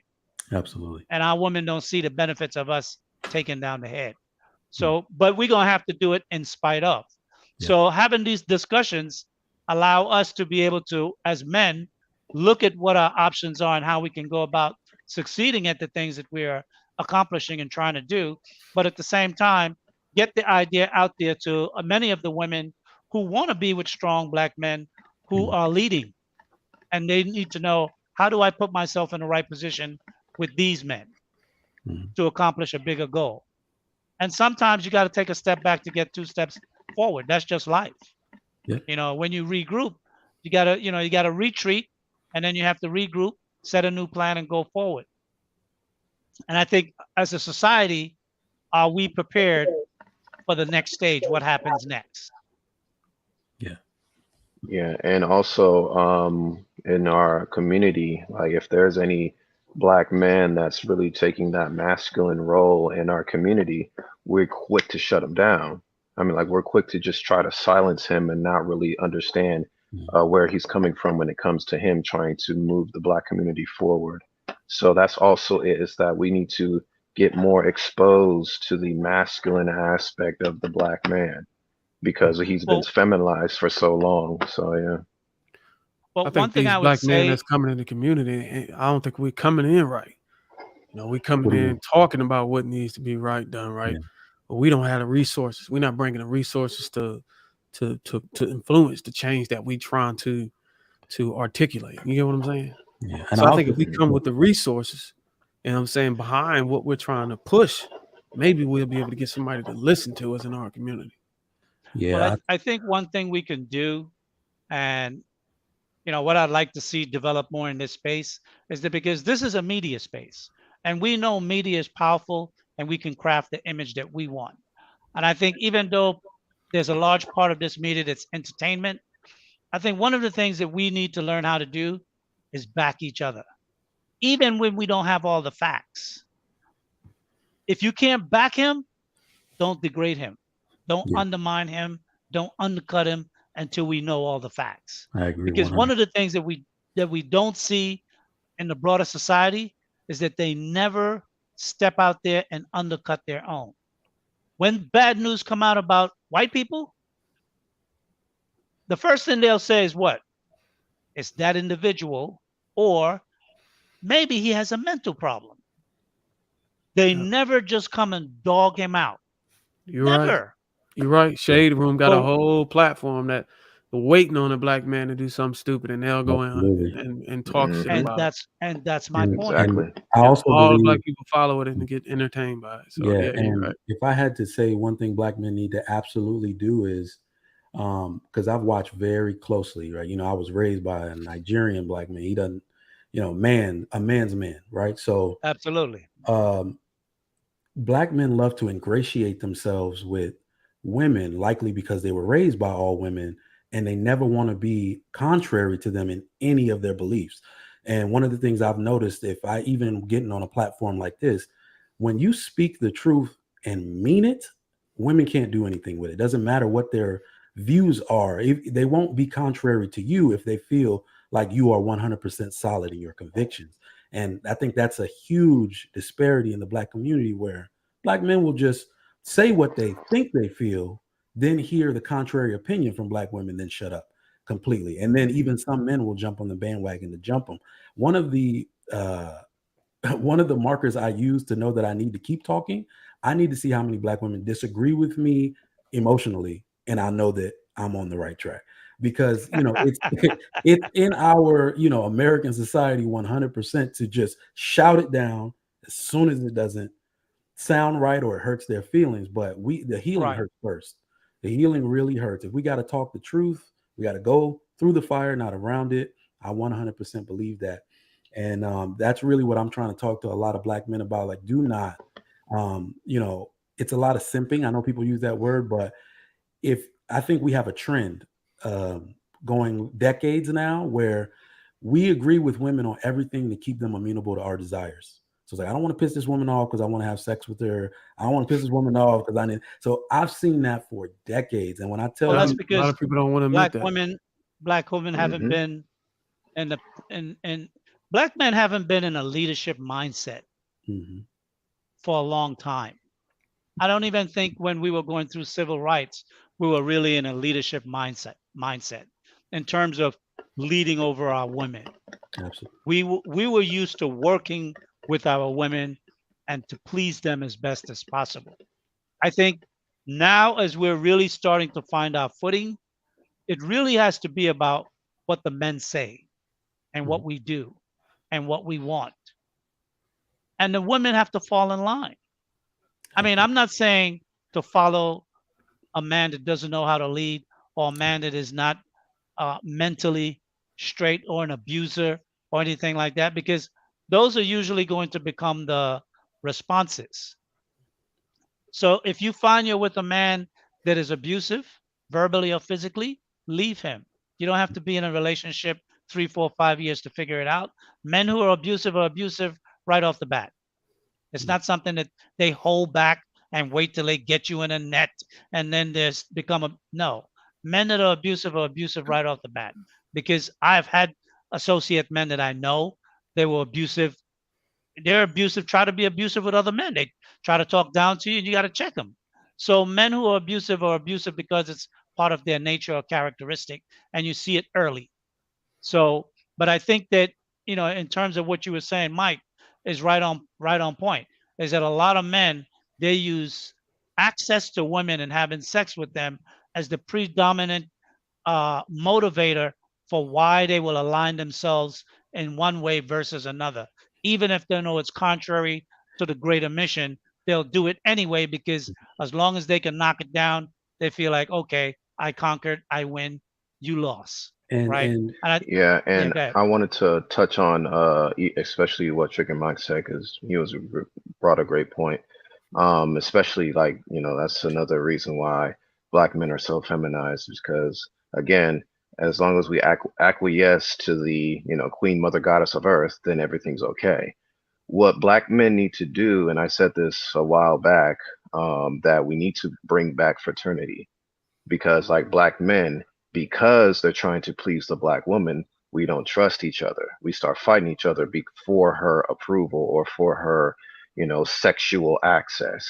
So what we need to bring back is that sense of fraternity and going with I think black who defies, who said like how to help the younger generation with these self delayed gratification. That is going to help it out because yeah, there are some dudes that can be able to be patient and wait for the good to come later. But as long as, just like what you said, Mr. Lee, if we see one person doing it that's in our little group or in our field, then it will encourage more people to do it, and then more people will start. It will start to have a compounding effect when we see more and more people doing something that's either maybe new to us or something that's maybe seems trialsome, seems like it, but as long as we can see somebody doing it in our real lives, then it encourages more people to be involved in it. So that's what will help. I'm 26, coming from a young person, but like that will really help, the younger peoples because we don't have that much experience, and especially with this world and how it's just confusing us. It's confusing my generation on where we're supposed to go and how we're supposed to conduct ourselves. If we see at least one person doing it, that will encourage more, and then it'll just get more and more and more. So that's really going to be important in the black community, is that we bring back fraternity. absolutely. One And second. Sharon Campton, thanks for the super chat. Thank you very much. And Mr. Lee, Yes. if we as black, let's say black entertainers and athletes that make millions of dollars, and we know the pandemic or the epidemic that's going on in the black community, isn't it wrong? Isn't it safe to say it's wrong for these guys to marry outside of their race, knowing that we need those resources? No. Oh, okay. Well, yeah, one of the things I'm not going to do is tell a man who to marry. yeah, When it comes down to marrying a woman, you want to build with a woman that's got your back. And we know there's a problem in the black community where a lot of women are out for themselves and they're divorcing you before you can get a chance to instill the things you want in your children.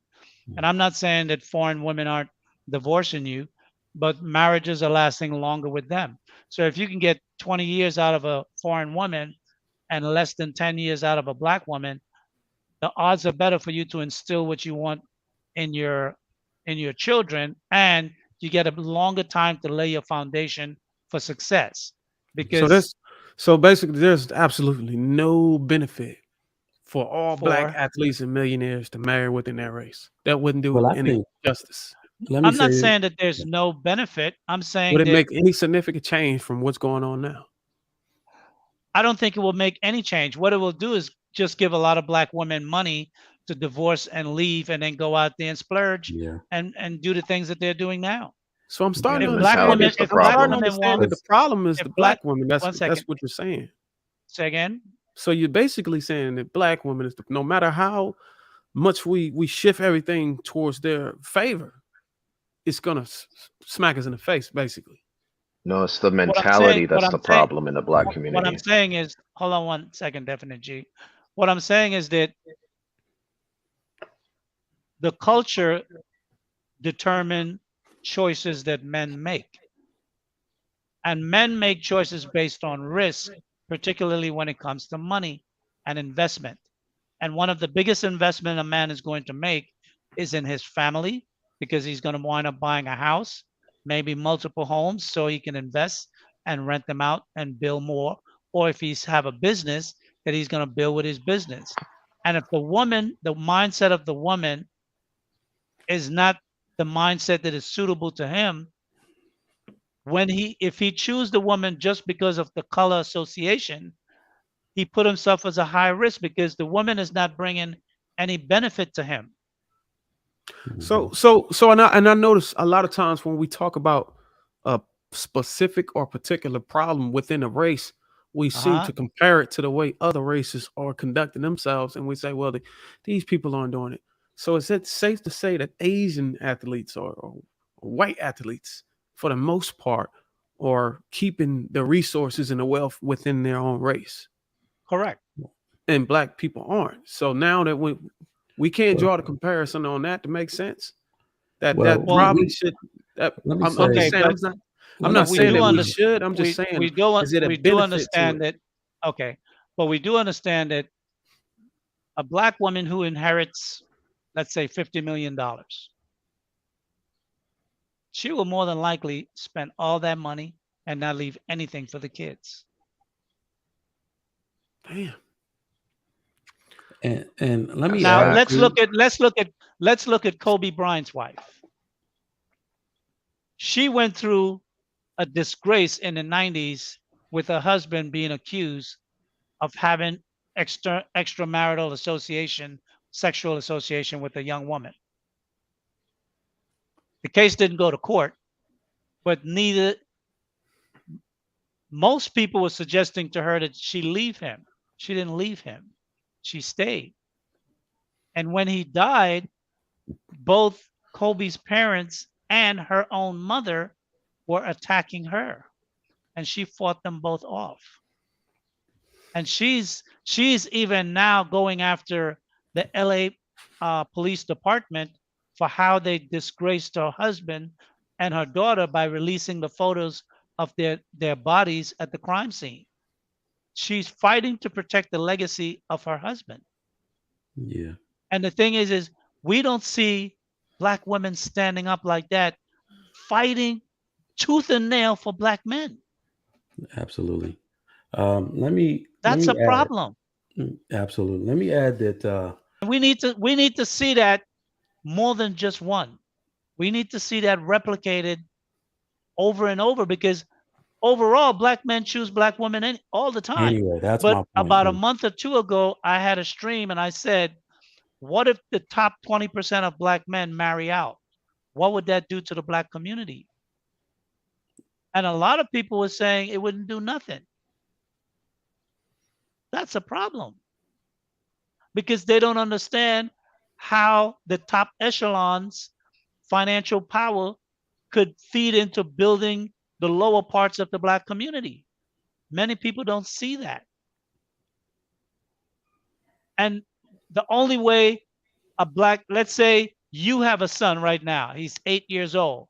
By the time he's 30, he's going to want a black daughter to marry. In your community where you are there women that are raising black daughters that would be suitable for your son when he becomes an engineer, a doctor, an attorney, a web designer, a YouTube influencer, an editor, whatever? I'm not saying for black men not to marry black women. I'm saying if black women want black men, they have to change their behavior. And we can't change their behavior. We can only change our behavior to make them see the value of making their own change. Because one of the slogans, well, the motto of this show is, I'm not trying to change you. When I meet a woman and she comes into my life, I tell her what are the things that I like in my life. Behaviors. You don't publicly disrespect me. We don't have fights in the house. We have disagreements, we have arguments, but you don't put your hands on me. I worked 18 years on Wall Street. Every 2 years, I had to get fingerprinted and I have to have an FBI background check. If I had a felony, I could not manage anybody's money.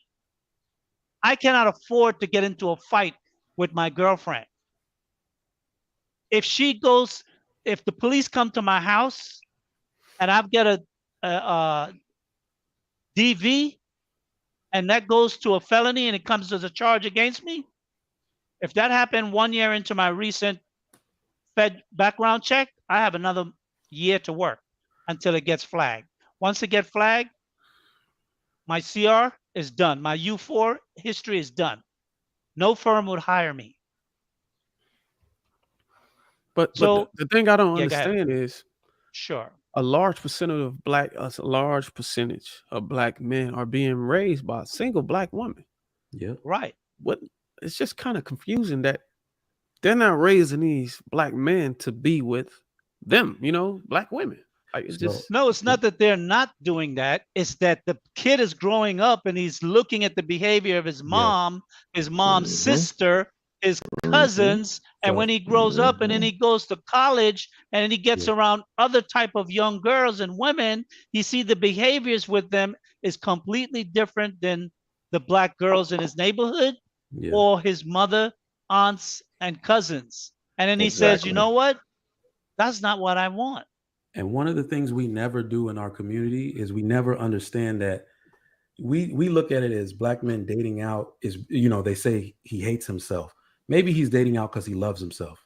Maybe he had his trauma actually matters that he experienced in that single mother household. This is anecdotal, but I got a friend that said he's on his second wife that's not black. And it's a running joke with us to say, okay, why you keep choosing girls that aren't black? He's like, he has 4 sisters. Each one of them, he has a sister he doesn't talk to anymore because he told her to her face, you are the reason I can't date black women. She traumatized him with her behavior toward her husband while he was a youngin. So a lot of these traumas, black men go through trauma where they and we will go into your example about the ball players. I think a man with significant resources like that gets put into an area where he starts to see how other men he wants to be like conduct themselves. And you're in the highest echelon of society. You want a family that looks like they belong in the highest echelon of society. Now look at the behaviors that are associated with the women of your own ethnic group.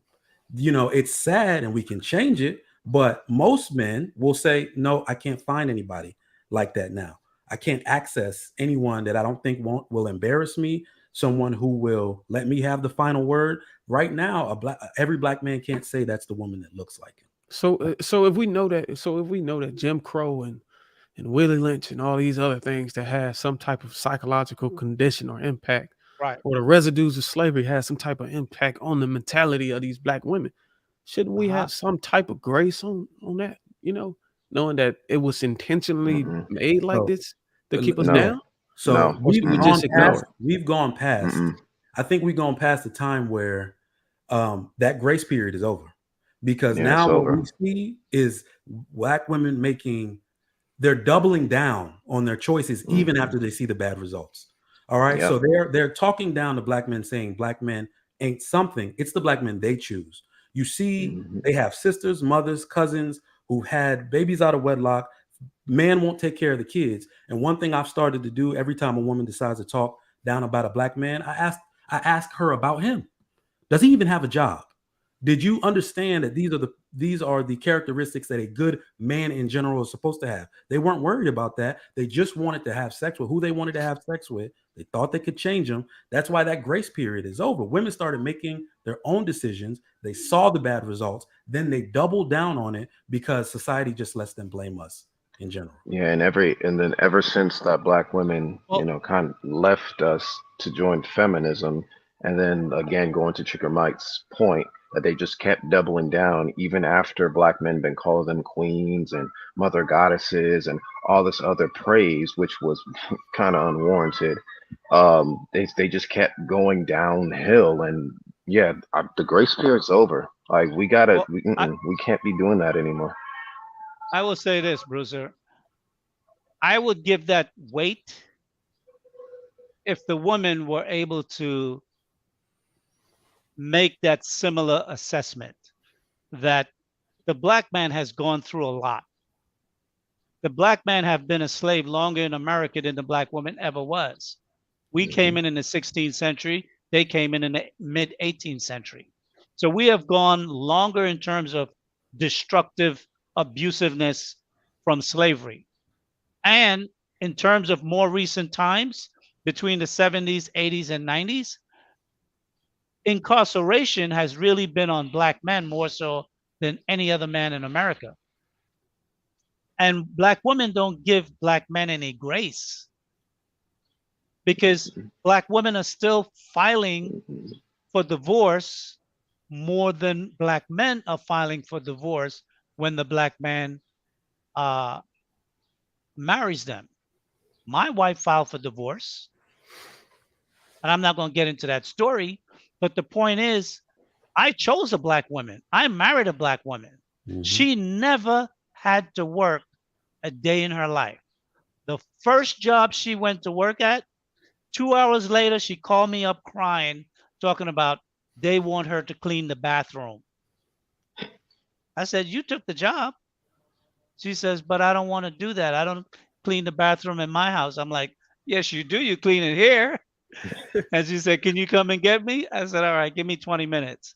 I went and picked her up, and that was the last job she had. And that was 1984.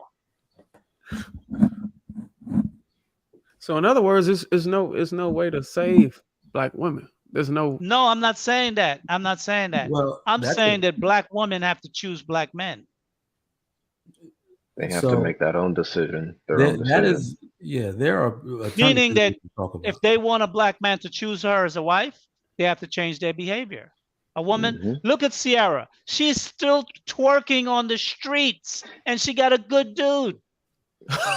It's their choices, man. Yeah. She got a good dude. She got $100 million man and disrespect him anyway. Yeah, that's sad. What I've seen, and it's not painting a good picture for black women, especially with Lori Harvey. That not only exactly Lori both Harvey, of them. perfect I don't know how example. much better you could be. Michael Yeah. B. Jordan was. I never heard anything. Now bad you're about tracking. That's She what I was had going to it. bring up. She had They're it. going to have to run themselves into a corner where their own choices don't even make sense to them. Yep. So that we're kind of hitting that fever pitch, and people talk about how these scenarios, like how long is it going to take? Well, progress is a slow process, but I think we see it coming now to where you can't even make sense of some of these things that are going on. I want a good black man.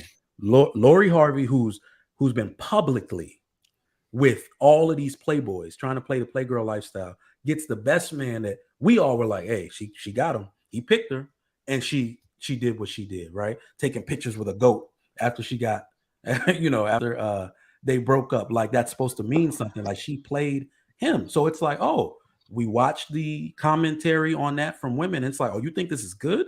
This is a multi-million-dollar man. He does not portray himself in any untoward manner. So it's like this, nobody's saying is she going to do better than him or not. My money is on she will not. But they say they want a good black man. Then you watch their behaviors after the fact, and you're going to watch that crash and burn mentality. And really what's going to happen, for your question, is there's no help, or what's going to save the black woman. What's really going to save the black woman, we talked about this before, when black men start doing their own thing. And really, the what I really noticed, because I'm married to a black woman too, right? I'm Nigerian, but she's a black American woman. When you start to see women, there are good ones out there, so let me throw that out there. Right, absolutely. No one is saying they're not. Women that follow their men and they really build with their man, and silently, the kids are in better schools. they're joining every club, and nobody's listening to this independent woman talk. It's all about interdependency. And you see real wealth is built inside the nuclear family and inside that community. That's when they'll try it. Hopefully it's not too late, but they'll try to join that wave. Because I say feminism is a dying stock. Black women bought the most of it, and now they can't sell it. But wasn't Lori Harvey? Didn't she come from the black nuclear family? No, No, Steve Harvey's her stepfather. So we don't know yeah. what she saw before, but what she's really doing now, I think she's a product. Well, of she's fame in had general. enough of a foundation That's what I'm inside saying. of a nuclear family to really understand what life is like to build with a good man. And she's had enough experience with men who haven't taken her seriously to want to make her a wife. Mhm. So coming to the stage now where a man wants to take her seriously and make her a wife, she says, I'm not ready to be a wife. Yeah. And we as men know, like I said earlier, a man don't want a bruised tomato. Mm-hmm. A man wants a tomato that's firm. A man don't want, if you got new car money, you don't come home with a used car. Yeah. You don't. A man wants a woman with least miles possible. And miles is men. Men that are getting up in that booty and rocking it. Miles. And That's miles. Plain and Bruiser, simple. Bruiser, Lori Harvey is a victim of what most black women think right now. Most black No, women. I don't say victim. She's not a victim. She Oh, is yeah. the daughter of a multimillionaire Absolutely. family. No, I'm saying it She's in made this context. choices that as a free black woman, she's True. making choices that she wants to make. She's not a victim of Absolutely. anything. She believes in what most black women believe at this time, that they have time.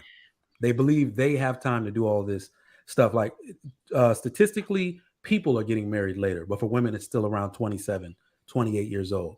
They believe they can wait till they're 30 and still find this Michael B. Jordan type man.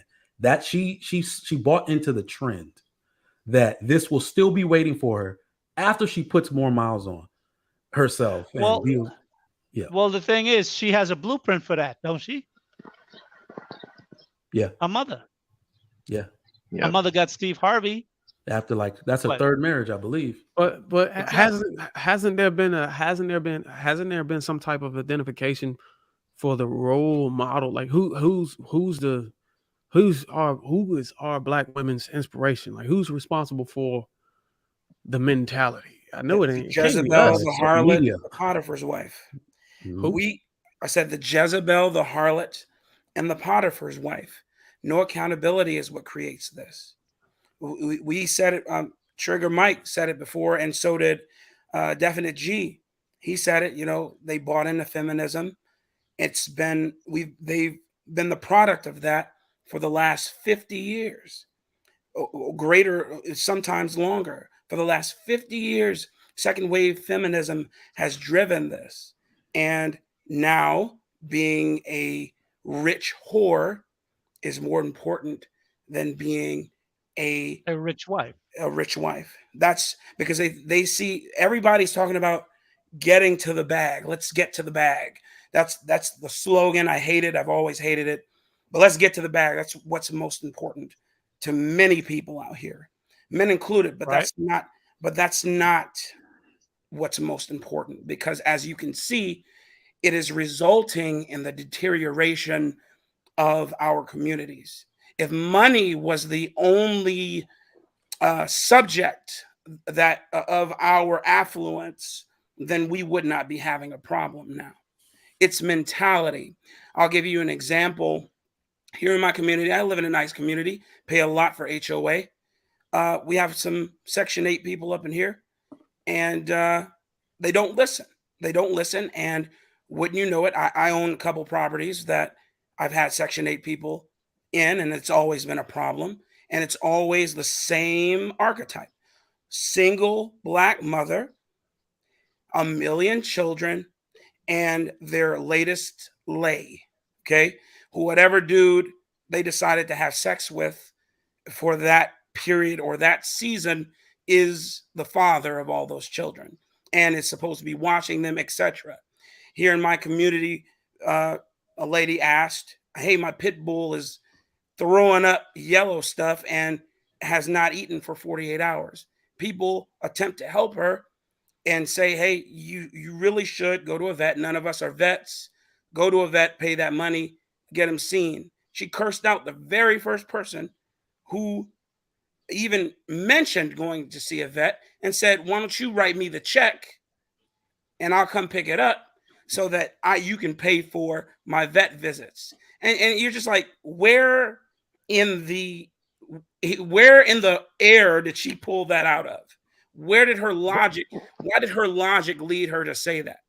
That's that Because that's that mindset that says she deserves. exactly. And in New York City right now, there's a new thing.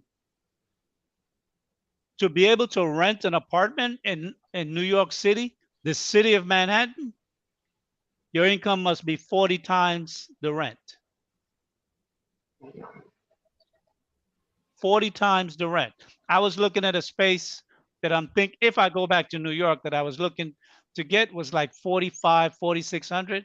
That means I has to make at least 160 grand Yikes. straight up. Hey, it's happening here too. And that's why, see, one of the ways to get people like that out of your network, your circle, price them out. And New York is very good at that. One They thing New are. York knows is pain. You apply pain, people respond to pain.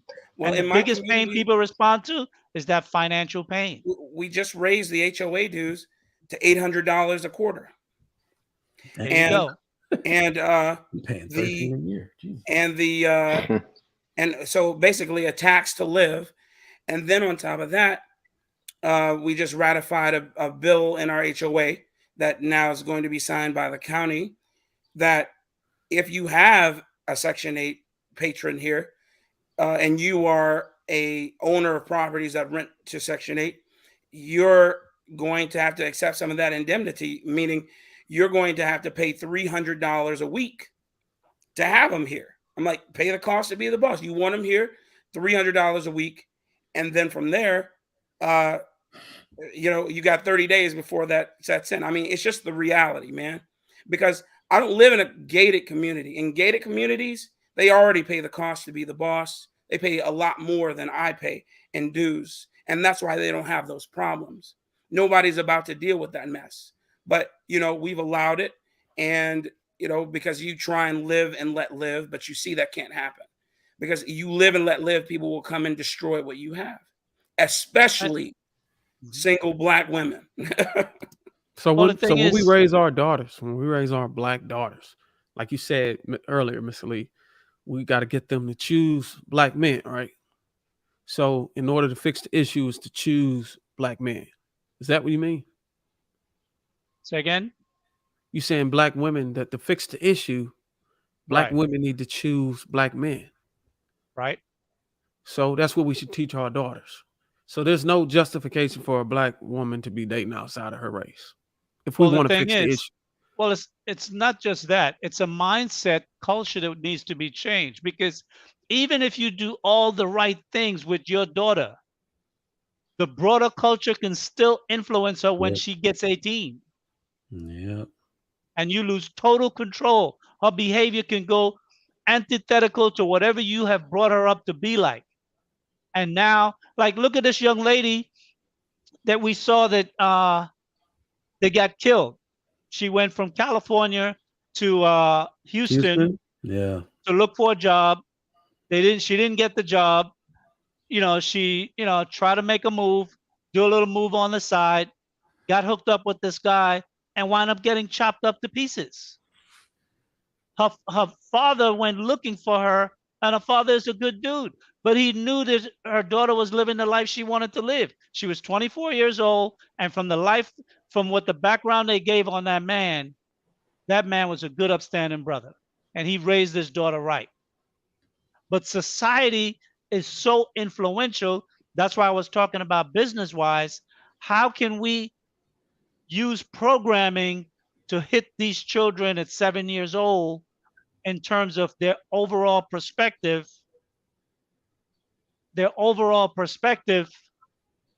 Can't take that call. Their overall perspective in and how they view success. Mhm. Parents. They have to view success outside of the metric of ball player and entertainer.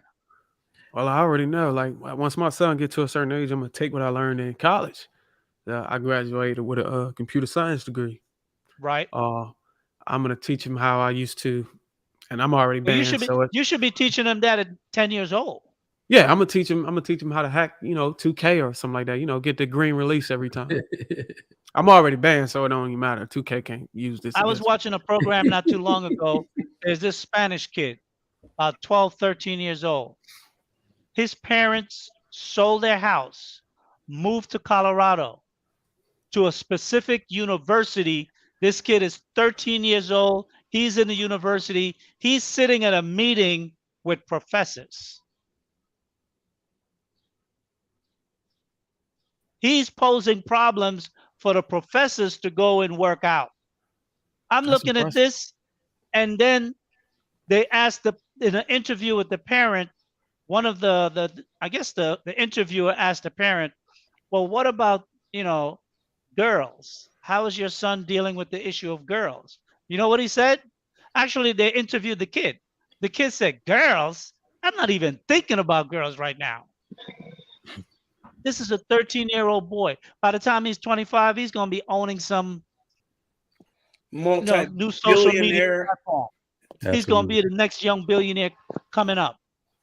Yeah. Web 3.0, 4.0, or whatever is coming next. We need to get our kids on this level, but you need a woman that's down with you to do that. Period. And you may have to move out of your neighborhood to go to the neighborhood where he could get the right schooling and be in the right environment socially as well.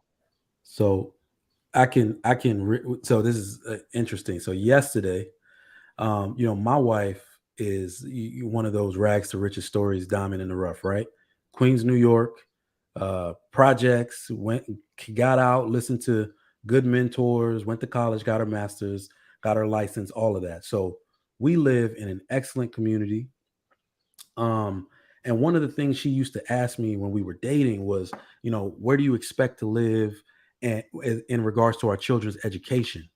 And she was one of those big people where it's like, no, they need to be educated around people that look like them. And I said, systemically, no, they don't. You don't need to look at it from they need to be with Black children because good schools comes from tax dollars. So if we're moving out to the burbs, the more taxes we pay, the better schools we're going to have. Now, we went to a mathnasium thing yesterday, and they tested our daughter on reading and math. She blew it out the water. That lady immediately started talking about leverage she can use to get her into the gifted and talented programs. And that made a light bulb go off in my wife's head. Say, is this how the system works? It's not that we're Black, that we don't have this access. It's that we're giving our children access to be excellent and putting them in the environment. That's the big thing about fathers and the nuclear family and all of that. If together we can move, we could be excellent by giving our kids that access. It's that we're split up. Black men are paying child support, can barely live on their own. Mothers are, living in areas without good schools, complaining about the schools. But I saw my daughter's future right there, just in that lady talking about how we can use these type of things. She wasn't worried about her race. She wasn't worried the fact that she was a Black girl. She was saying, you pay me money, you keep her in this program 3 years, and these are the options we're going to reach. I'm going to, because of the school district you're in, I'm going to have her in gifted and talented by second grade, yada. And it was like a epiphany for me. Like, this is how it works. It's not a system. That's exactly how it's worked. This is how it works. We took the initiative to say, my wife comes to me and she'll say things like, I know it's $100. And I'm like, this is an investment. I do not care. You don't have to persuade me, because now I understand that, when you invest in your children and have the foresight to say that they're not held back, that because we are together building, working, and providing these opportunities for our children, they have the opportunity to be great members of society, not even just great Black members. So, And you know, if go I ahead. may add to what you're saying, Mike, that's legacy. Absolutely. Exactly. That's legacy first, because the first investment is your kids. Mhm. They're the one that's going to take it forward. And if you can invest in them, when they get to the next leg up, they're going to be miles away from where you started. Miles away. Exactly. The money will come. A lot of time we focus on It's a the track end race. result. We focus on the end result as opposed to what gets you there. The What journey. he's investing absolutely. in is what's going to get you there. When you get there, the money comes automatically. Sure Oh, You does. don't invest in the money, you invest the money in something else, a product, a service, or in this case, absolutely. his kid. And just to add to it, I looked when we walked into the learning center. I looked on the wall to the right. It said Yale, MIT. And while that lady was talking, just telling us the way that she would put this program and what her kids do that are with her from pre-K to 12. I said, we always complaining about access and our barriers to access. This is how everything is accessed. This is why it's so hard to get into everything, because they have these people writing letters for the people that are in their programs. This could be Black children too. If we were, I heard someone say it while I was still in the back room, if we were doing these things as a Black community, we would overtake everyone. Because here's the interesting thing about it. I don't use people of other races as examples. I'm Nigerian. I look at my own ethnic group. Okay. Nigerian women are number one in corporate placement. If a Black woman wants inspiration, she should look at herself, right? Number one in corporate placement. Why? Because the family structure is solid. All right. They don't play around about their children's schoolwork. And that's where we start. Mhm. But Bruiser, if I would, if you walk away with anything from today's show, I would say is that the Black man needs a Black woman that's going to be supportive to his leadership. And what Mike is showing that, you know what, his wife went out there, found resources to help better the family and to help better what he's trying to do in terms of his leadership. And when you have a woman like that with you, that's what makes a strong Black family and can lead to a strong Black community. Absolutely. But many of the times, our women, they want the spotlight. They want to be able to twerk, wear eyelashes and fingernails that are 3 inches long. Yeah. How could you do anything with a 3-inch long fingernails? You can't. And I swear I be harping on that so much. Like I had a conversation with a couple of my sisters and cousins and stuff, and we was talking about long fingernails and boob jobs and breast implant. Like once you get married, there's no need to try to do that, right? Because you already have your man. You know what I'm saying? Yeah. If you do that, that means that you're trying to impress somebody outside of the house, right? Yeah. Advertising. They were all saying that they were doing it for themselves. They were saying, "Well, there you go." They always which say we know, exactly. which we always know say is that. not true. It's a lie. And let me say Which this. we know is not true. So Because that would imply that their self-esteem is so low that they have to invest all these false things to make them feel like the average woman. yeah. Yes. Damn. Trigger Mike, man. Kudos to you. Thank you for sharing that about your family. That's a great thing to hear. To hear that you are effectively removing barriers or would-be barriers for your family that truly do not exist. I tell people all the time, you can enroll in Harvard, you can enroll in Yale. You may not have a scholarship per se, but if you just chip away at that grindstone and want to participate in programs there, you can audit classes there. There's so many ways to walk away with an Ivy League degree. People just look at the one way, I got the email and I'm going to see if I got accepted. Yep. Because that's the way that social media in general, and the socialites of the world have told you this is the way you need to do it. I homeschool my children.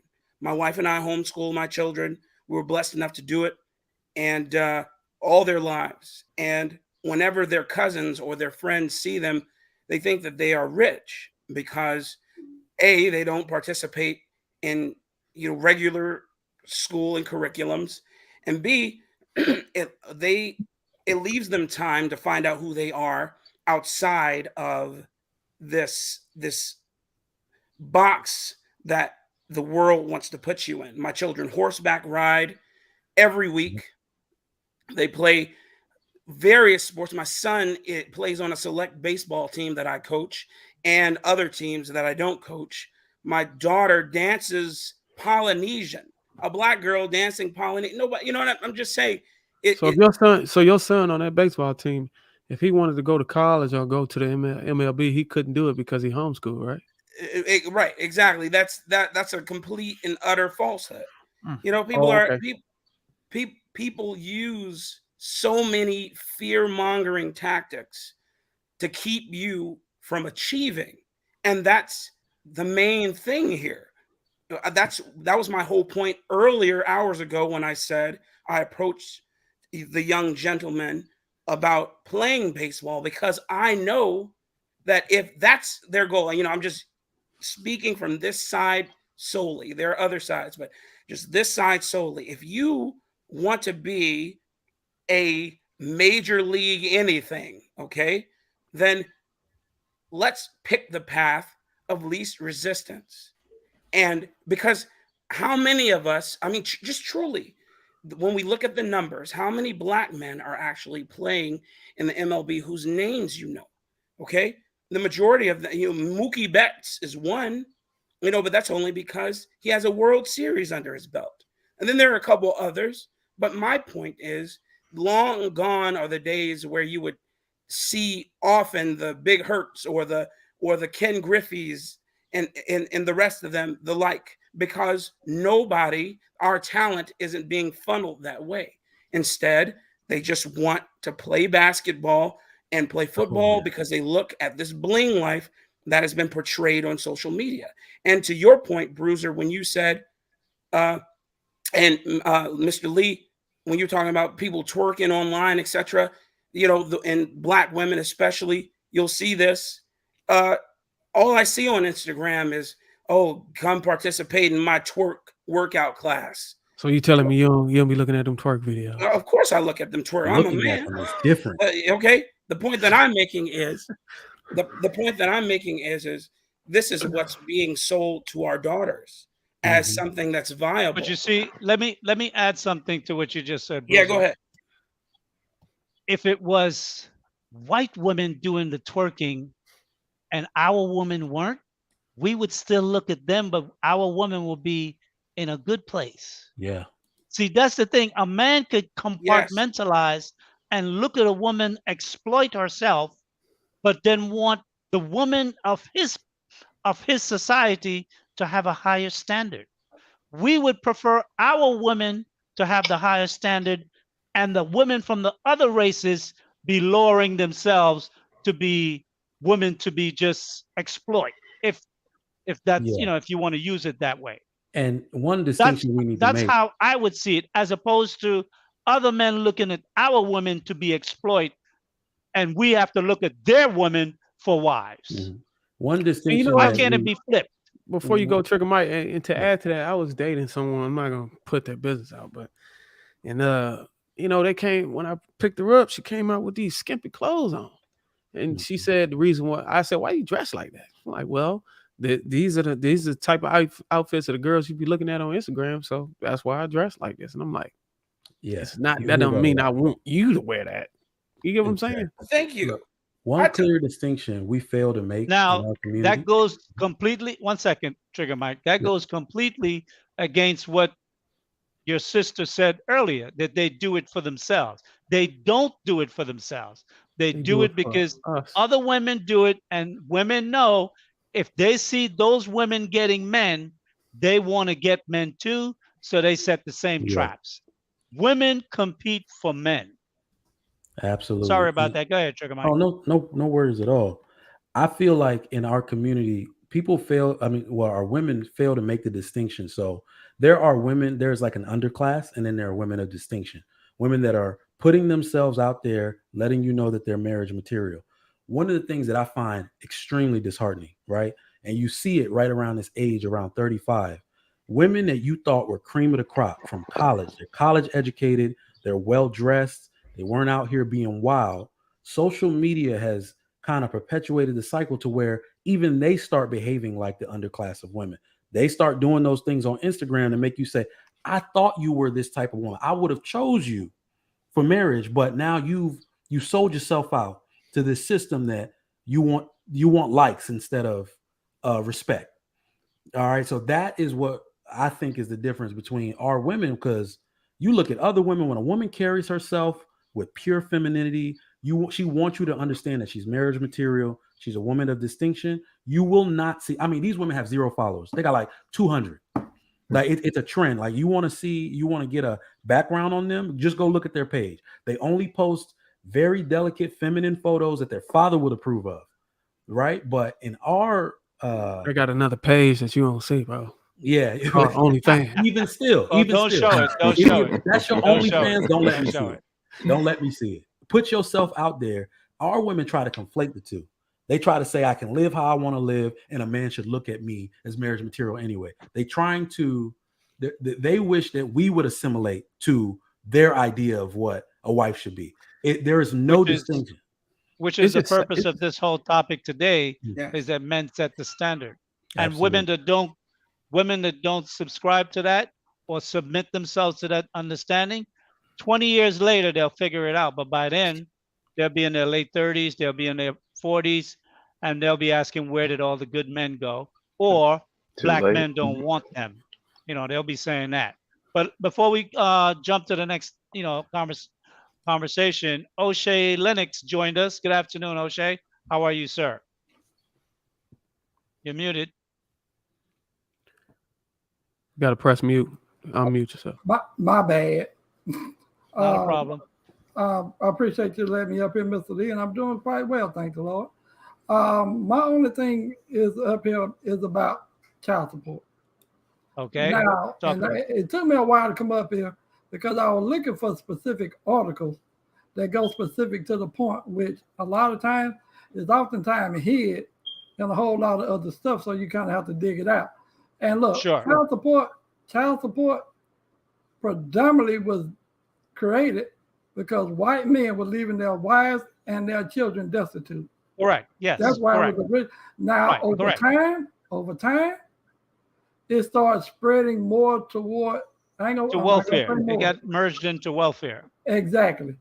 Exactly. As a matter of fact, there was even a big dispute of whether or not children with able-bodied fathers who left them should even be part of it.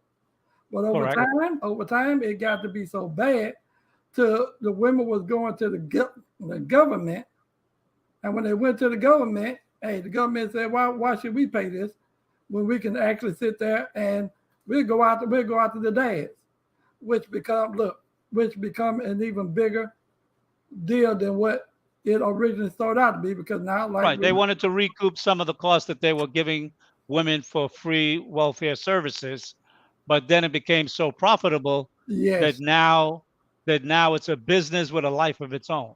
Exactly. And this thing, to a certain extent, and here it is. Now, y'all not gonna like what I'm about to say. And the reason society is in the reason it's the way it is today is because of weak men. It's because of weak men and strong men that didn't stand up strong enough. Because see, here it is. Well, tell us first, and then make your argument behind it. Here it is. Because you got, look, for the most part, when a lot of these laws were being made, actually it was men signing off on it. And the reason I say they were weak men, because a lot of these men allowed women and their lust to sit there and overrun them in order to get to get them bills signed. So that's why I say it's weak men that allow society to get in the way it is. Now, don't get me wrong. Let me say this. We know that every power that women have in society, men gave it to them. Women cried, and men wanted them to shut up, so they gave them what they asked for. And they continue to ask for more and more. And now they're not just only weak men in the black community. there are weak men in the white community and those who hold the rings of power, because we weren't the men that signed on those laws, signed off on those laws. Those were white people that signed off on Yeah, those we laws ain't had no right in the to do that. majority. Right? Oh, look, I agree. Look, I thought that was understood. That's why they say No, it. you have to say it because not everybody may know the same information you do or I do. So as a rule, let's educate the audience that may come up and listen to this channel or this particular show sometime in the future, right? They don't see it Don't live. child support affect black men more than any other man in America? Oh, that Well, I happened. wouldn't think so because white men are on child support just as well, Okay, I was just saying. I just and they're thought more maybe white men to the black proportion men, was but proportionately probably so. pound for pound, right? No, here's Yeah, the deal. ratio. I'm sorry, I didn't mean to interrupt you. Here's the deal. Go ahead. Here's part of the deal is part of the deal when you take major media outlets who sit there and want to spin a certain narrative about it, then guess what? Look, one person could be doing dirty. And then guess what? One or two other people on the other side could do the same dirt. And that if the public media wants to create a narrative, they would sit there and identify the two people on the other side who were doing dirty. And that would become what narrative are you referring to? Well, basically, I'm talking about the child support system.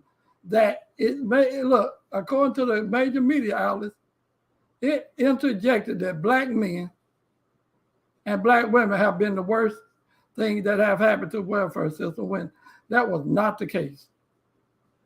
So well, now the CDC says that black men makes the best fathers. So, and that's publicly known. Yeah, but how many black people actually read the CDC then look at public media?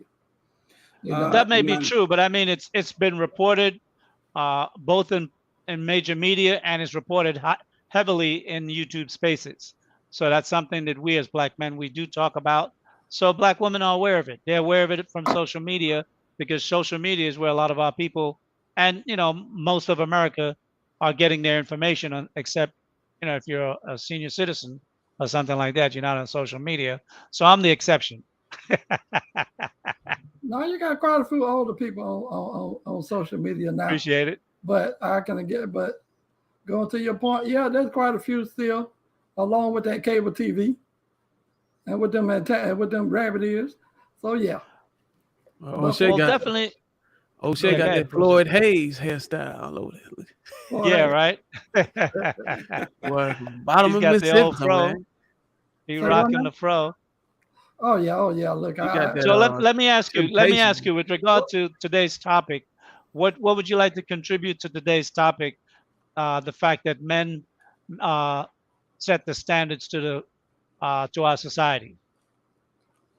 Look here, I 100% agree to that. That's why I said weak men have been the reason why society have gone to the way it is. And I'm gonna be I went to church a long time ago, and the pastor asked a very important question. He said, "Who's the most powerful person in America?" Look, it was seen to reason to say the president of the United States would. Not necessarily. It's whoever runs the person who's sitting in the most powerful position in America. They're sitting in that office. That's who actually runs things. Who? Look at the people who are actually have influence over that person who's in the most powerful office in America. That's who really has control. So we could say it's the president of the United States, but whoever has his ear, that's who actually runs the country. That's who actually has the most influence. Because they can get that person to do what they want to do. We know business and the titans of business really are who pulls the strings in America above the presidents and most politicians, because they feed their coffers so they can get the things that they want and they do the bidding. So definitely the financial business tycoons, they have a heavy influence in America. But I would definitely say probably the head of the Pentagon is someone that have significant power in the U.S. government. Bill Elon Gates, Musk. Elon Musk. Who else? What's the guy that Sergey Brin, Google. Soros. Yeah. Soros. Warren Buffett. Well, Warren Buffett. That's what I was thinking of. Yeah. These are some of the men that really wields power in America, and not just America, the world, because they influence the institutions that are governing the world. The WHO. They just had a meeting up at the G8 in Davos several months ago. The Bilderberg just had a meeting 2 weeks ago. It was a secret location. 120 people show up. Some of the richest people in the world, government leaders from around the world, and no one knew when the meeting was or where it was or who was the participants until 2 weeks after the fact, right? Okay, Fake Alpha says, Mr. Lee had the career and got the bag and still can't get a woman, let alone a baddie. Well, you'd be wrong on the baddie part. I do get a baddie, but I ain't got no woman right now. Appreciate it. I'm sorry, Mr. Lee. On that note, I'm gonna get off now. I appreciate you having me up here. Not a problem. Come on up whenever you like. All right. All right. We're pushing 4.5 hours. I want to keep it short. So in the next half an hour, by 5 o'clock, I'd like us to shut it down. So let's kind of wind down a little bit. Definite G, we'll start with you. All right. I mean, great conversations as usual. Thank you for your time, Mr. Lee. No doubt. Yeah, I mean, regardless of, what society says and what the mentality is today, that men, we set the standard in society. We're the ones that really are the, beginning and the end, the alpha and omega when it comes to, building any nation. But at the same time, especially when it comes to Black people, Black men, we need to stop caring about what the Black woman thinks of us and move accordingly to what's going to be in our best interest, especially when it comes to the Black community. Because we keep waiting for permission and we keep asking. We need to stop doing that. We need to start moving. Obviously, legally, don't do anything stupid, but we need to do things in our best interests. And the Black women who want to join, cool, they have to follow our rules on how we're going to move. We're going to move at our own pace. At the same time, for the Black women who still, want to talk mess and degrade us and just keep fighting us, leave them to their own devices until they can get their mindsets right. Leave them to what they're gonna do until they can figure it out. So Black men, we move accordingly. We keep pushing forward, and we'll build a brighter future moving forward. Okay. Blacks who defy. Go ahead. I'd say pay attention if you're a father, especially, and a husband. Pay attention to your children. Pay attention. Be intentional about what you allow into your household. You can't be a catch-all. You're not going to catch everything, but you can lay a foundation that the adage or the verse is, raise a child in the way that they should go and they shall not depart from it. Be the inspiration, be the leader in your household, especially if you are a married man. Our neighborhoods aren't going to change themselves, and it's not going to take, it'll take years, it'll take a long time. But I believe that change must come from your household first. So with that being said, Black women, stop pushing Black men to the brink and stop thinking that we're going to marry you just because you have a pulse. That's it. Or color. Or color. Exactly. Stop, because like I tell women all the time, I'm like, just to be real, most men don't care about, how they get off. I mean, you know what I'm saying? It's just the way it is. I mean, we're not trying to marry you just because we decided to have sex with you. and that's it. You know, I remember back on the time when I was on Wall Street, and my boss had a driver, Yeah. OG, and he had a saying: "All coochie is designed to make you come, and if you don't like it, I'll be a second opinion." He was a funny old dude, man. Hey, 1880, boy, 1880. You Oh, and know, also, and that's the thing. That's what yeah, a lot of these women don't realize is that all coochie is designed to make a man come. yes, it is. It's Yours you, not the special. woman, that makes it different. Hey, very true. And you can find me on wherever you listen to your podcast, Blacks Who Defy. Okay. All right. Trigger Mike. Okay. Yeah, I mean, first I'll start with black men in general.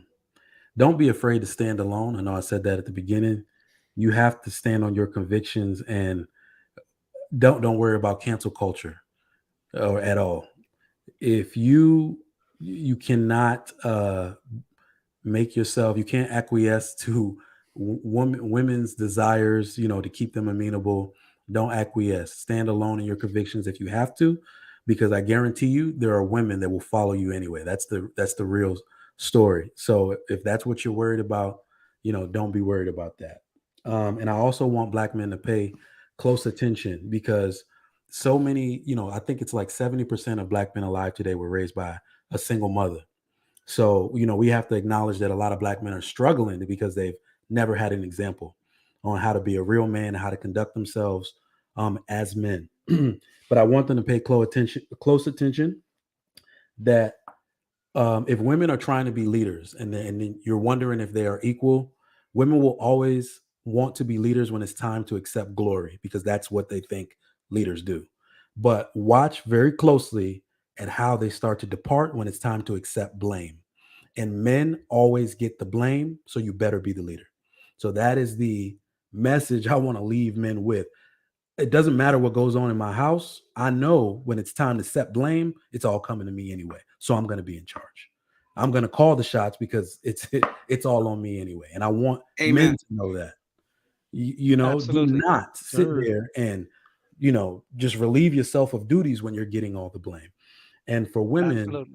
I think we need to leave them with the message that we talk a lot about let the man lead, but we don't ever we don't really summarize it for them and what that means. So what does let the man lead mean? A man is going to lead. If he's going to learn how to lead, he needs to learn by trial by fire. Okay. He can't learn that if he has a woman that's constantly undercutting him, standing in his way, second guessing him. You need to let him make those mistakes. Let him learn by trial by fire. You stand with him throughout the whole thing. All right. Having a good man does not mean a perfect man. And if you're with a black man in this country, you need to understand that you're with a disadvantaged man. Brother, so you need to be a again. woman. Yes. So you need to be a woman of serious conviction if you are the one who says you want a black man. Understand him well and stick by him anyway. The women that win this game called life with their black man, they understand that. They ride with him through it all. So just understand what let the man lead means. Don't stand in his way, support him through it, and you will get that diamond in the rough. So that's all I got to say. Okay, well said. Well said. Hey, Bruiser, take us out. All right, man. All I'm gonna say is humble yourselves. You know what I'm saying? Fellas, just try to be the best you can be. Man, be moral, you know what I'm saying, and swing for the fences.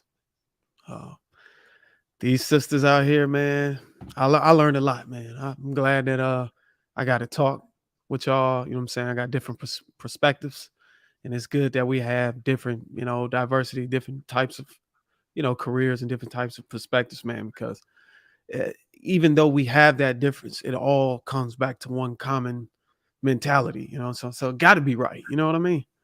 So I learned a lot, man, and I appreciate Mr. Lee allowing me to come on. I think this is my second or third Sunday. Every conversation is educational, and it's inspiring to me, man. And I got a son, man. He's a little bit over a month, and I'm excited to guide him, and use this education and wisdom that y'all been able to share with me. You know what I'm saying, So I appreciate everything, man. That's all I got to say. Congratulations. Yeah. Congratulations. Thanks, man. Well, definitely, I'd like to say thank you to everyone who came up on the panel and everyone who participated in the chat and tuned into Sage Talk today. You know, one of the things I try to do each week is try to come up with stimulating ideas and topics that we can delve into as a community of Black men and Black women. And how can we take some of these ideas and implement them in our day-to-day life to make small changes that can multiply itself over time? You know, someone said earlier about let the man lead. I would like to flip that. And my flip to that is, why don't Black women learn how to follow? Because I think, you know, even Jesus Christ, he said, first, I want followers, and those followers, I'll make you leaders. So even the disciples of Christ had to learn how to follow first before they became leaders. So what I would say if Black women really want to see a strong Black community, they don't need to allow the Black man to lead. They just have to become better followers. Because men by nature know how to lead. Some may not know how to lead well. Some may lead like shit. But leadership is a learnable skill, and it comes by trial and error, and you will make mistakes.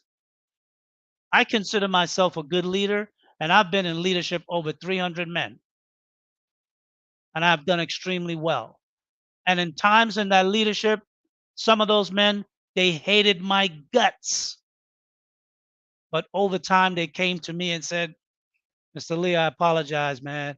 I hated the hell out of you at first, but man, you really look out for us. Because one thing I know as a leader, you have to protect the people that you're a leadership over. And good men protect their family.